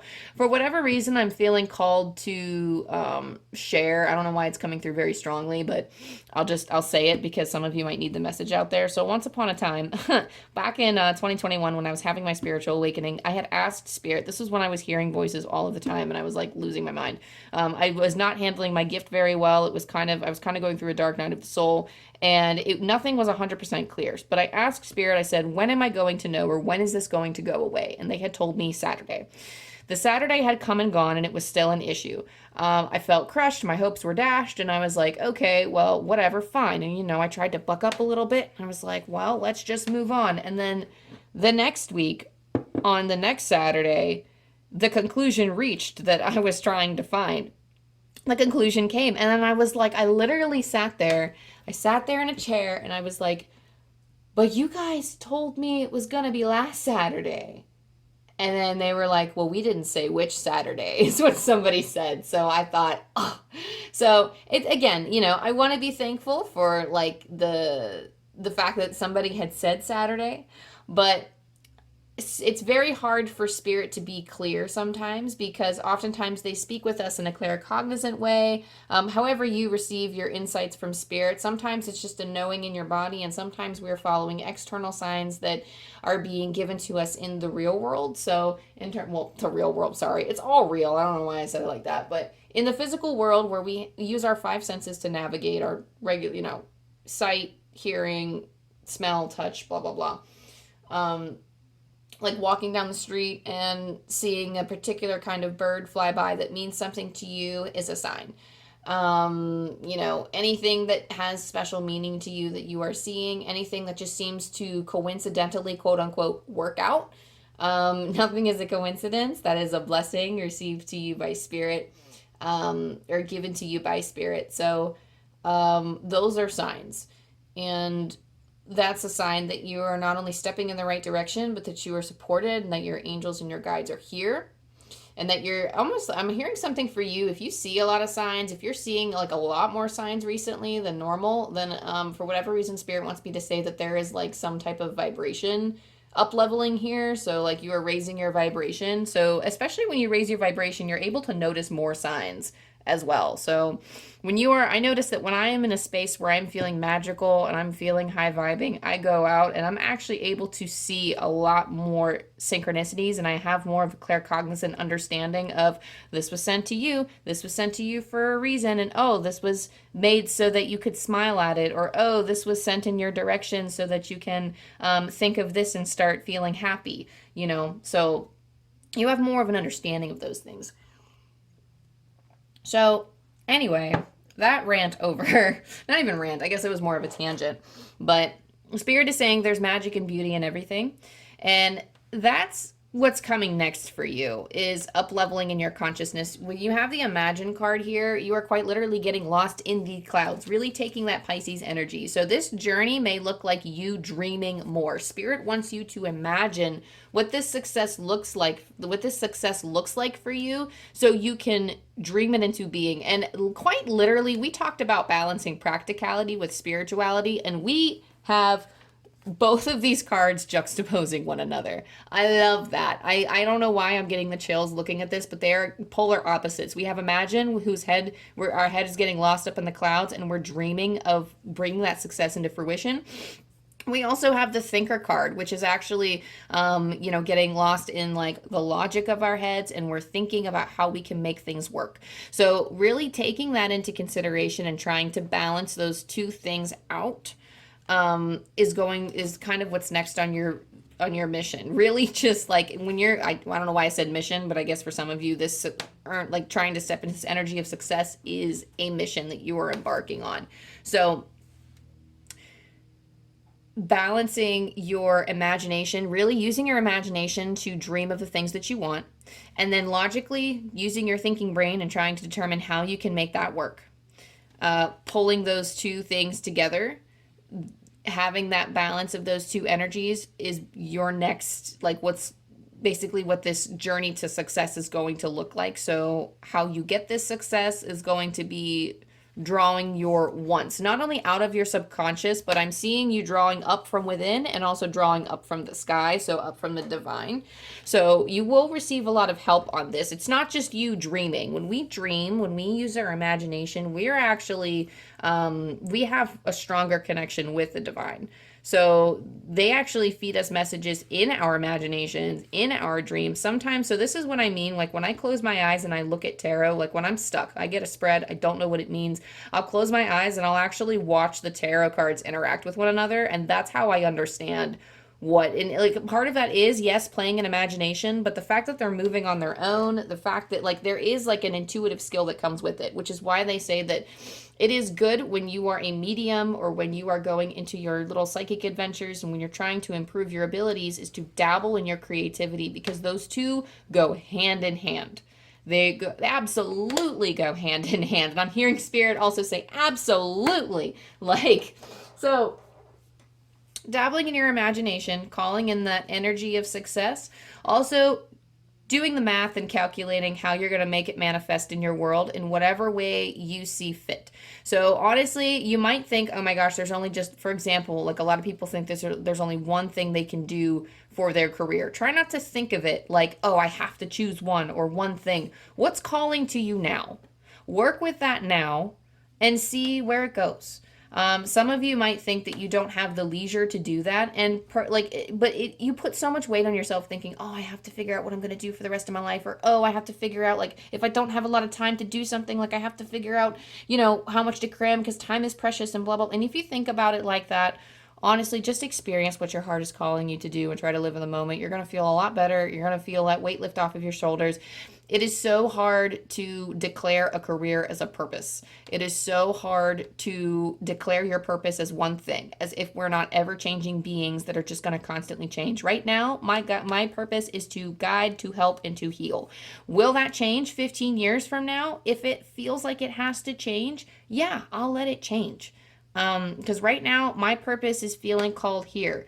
And this isn't even my main job. This isn't even my main career. So even though I'm throwing out examples of career, this doesn't have to be a career for you. This can be a hobby. This can be a fun project that you're doing. This could be a way that you connect with other people. For you, again, with this Astro Dice, I do apply this how you see fit. I do feel like this is the general way that you want to move your life in general, with your work habits, your health habits, how you want to present yourself to the world with the sun here. Like your vision of success is a feeling, a way that you live life, your way of life, okay? So success to you is more than just about achieving your career. It is about feeling like your life is in order, I guess. I don't want to say your life is in order, because that seems to imply some type of societal expectation, and I don't want to imply that. But what I mean is, for you to feel at peace with all areas of your life, to you, that is success. At least that's the energy that I'm getting from this pile. Take it as it resonates. But anyway, we're going to roll the angel dice for you to get any lasting messages before I send you on your way. Ooh, 600 on the dot. And I forgot to mention too, 44 is on the thinker, and 44 is a master number. So we just talked about synchronicity, and we just talked about repeating numbers. So I just wanted to point that out in case y'all didn't see it on the card.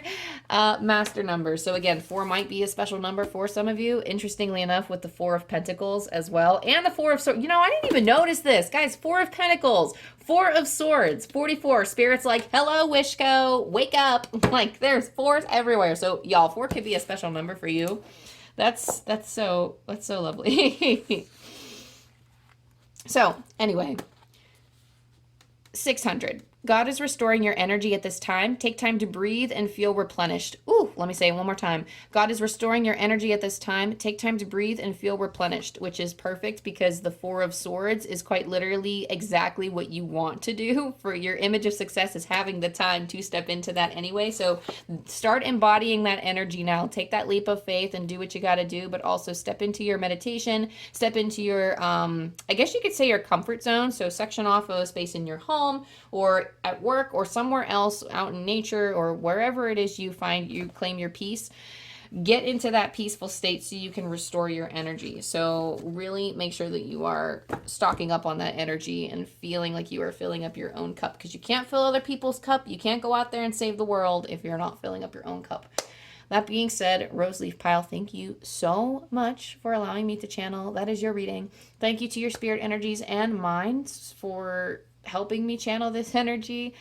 This felt very inspiring to me, actually. So this makes me want to work harder for y'all. So let me see if there's anything that I have to share. Oh, yeah. So, I mean, as usual, if you like my style, if you think I'm cool, go ahead, like, subscribe, all the things. Comment down below with your pile if you so feel called, and let me know how it resonates with you and if I made sense.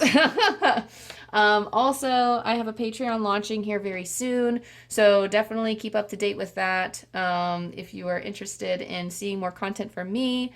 And yeah, that's it. So I love you. I love you. I love you. I will see you next time.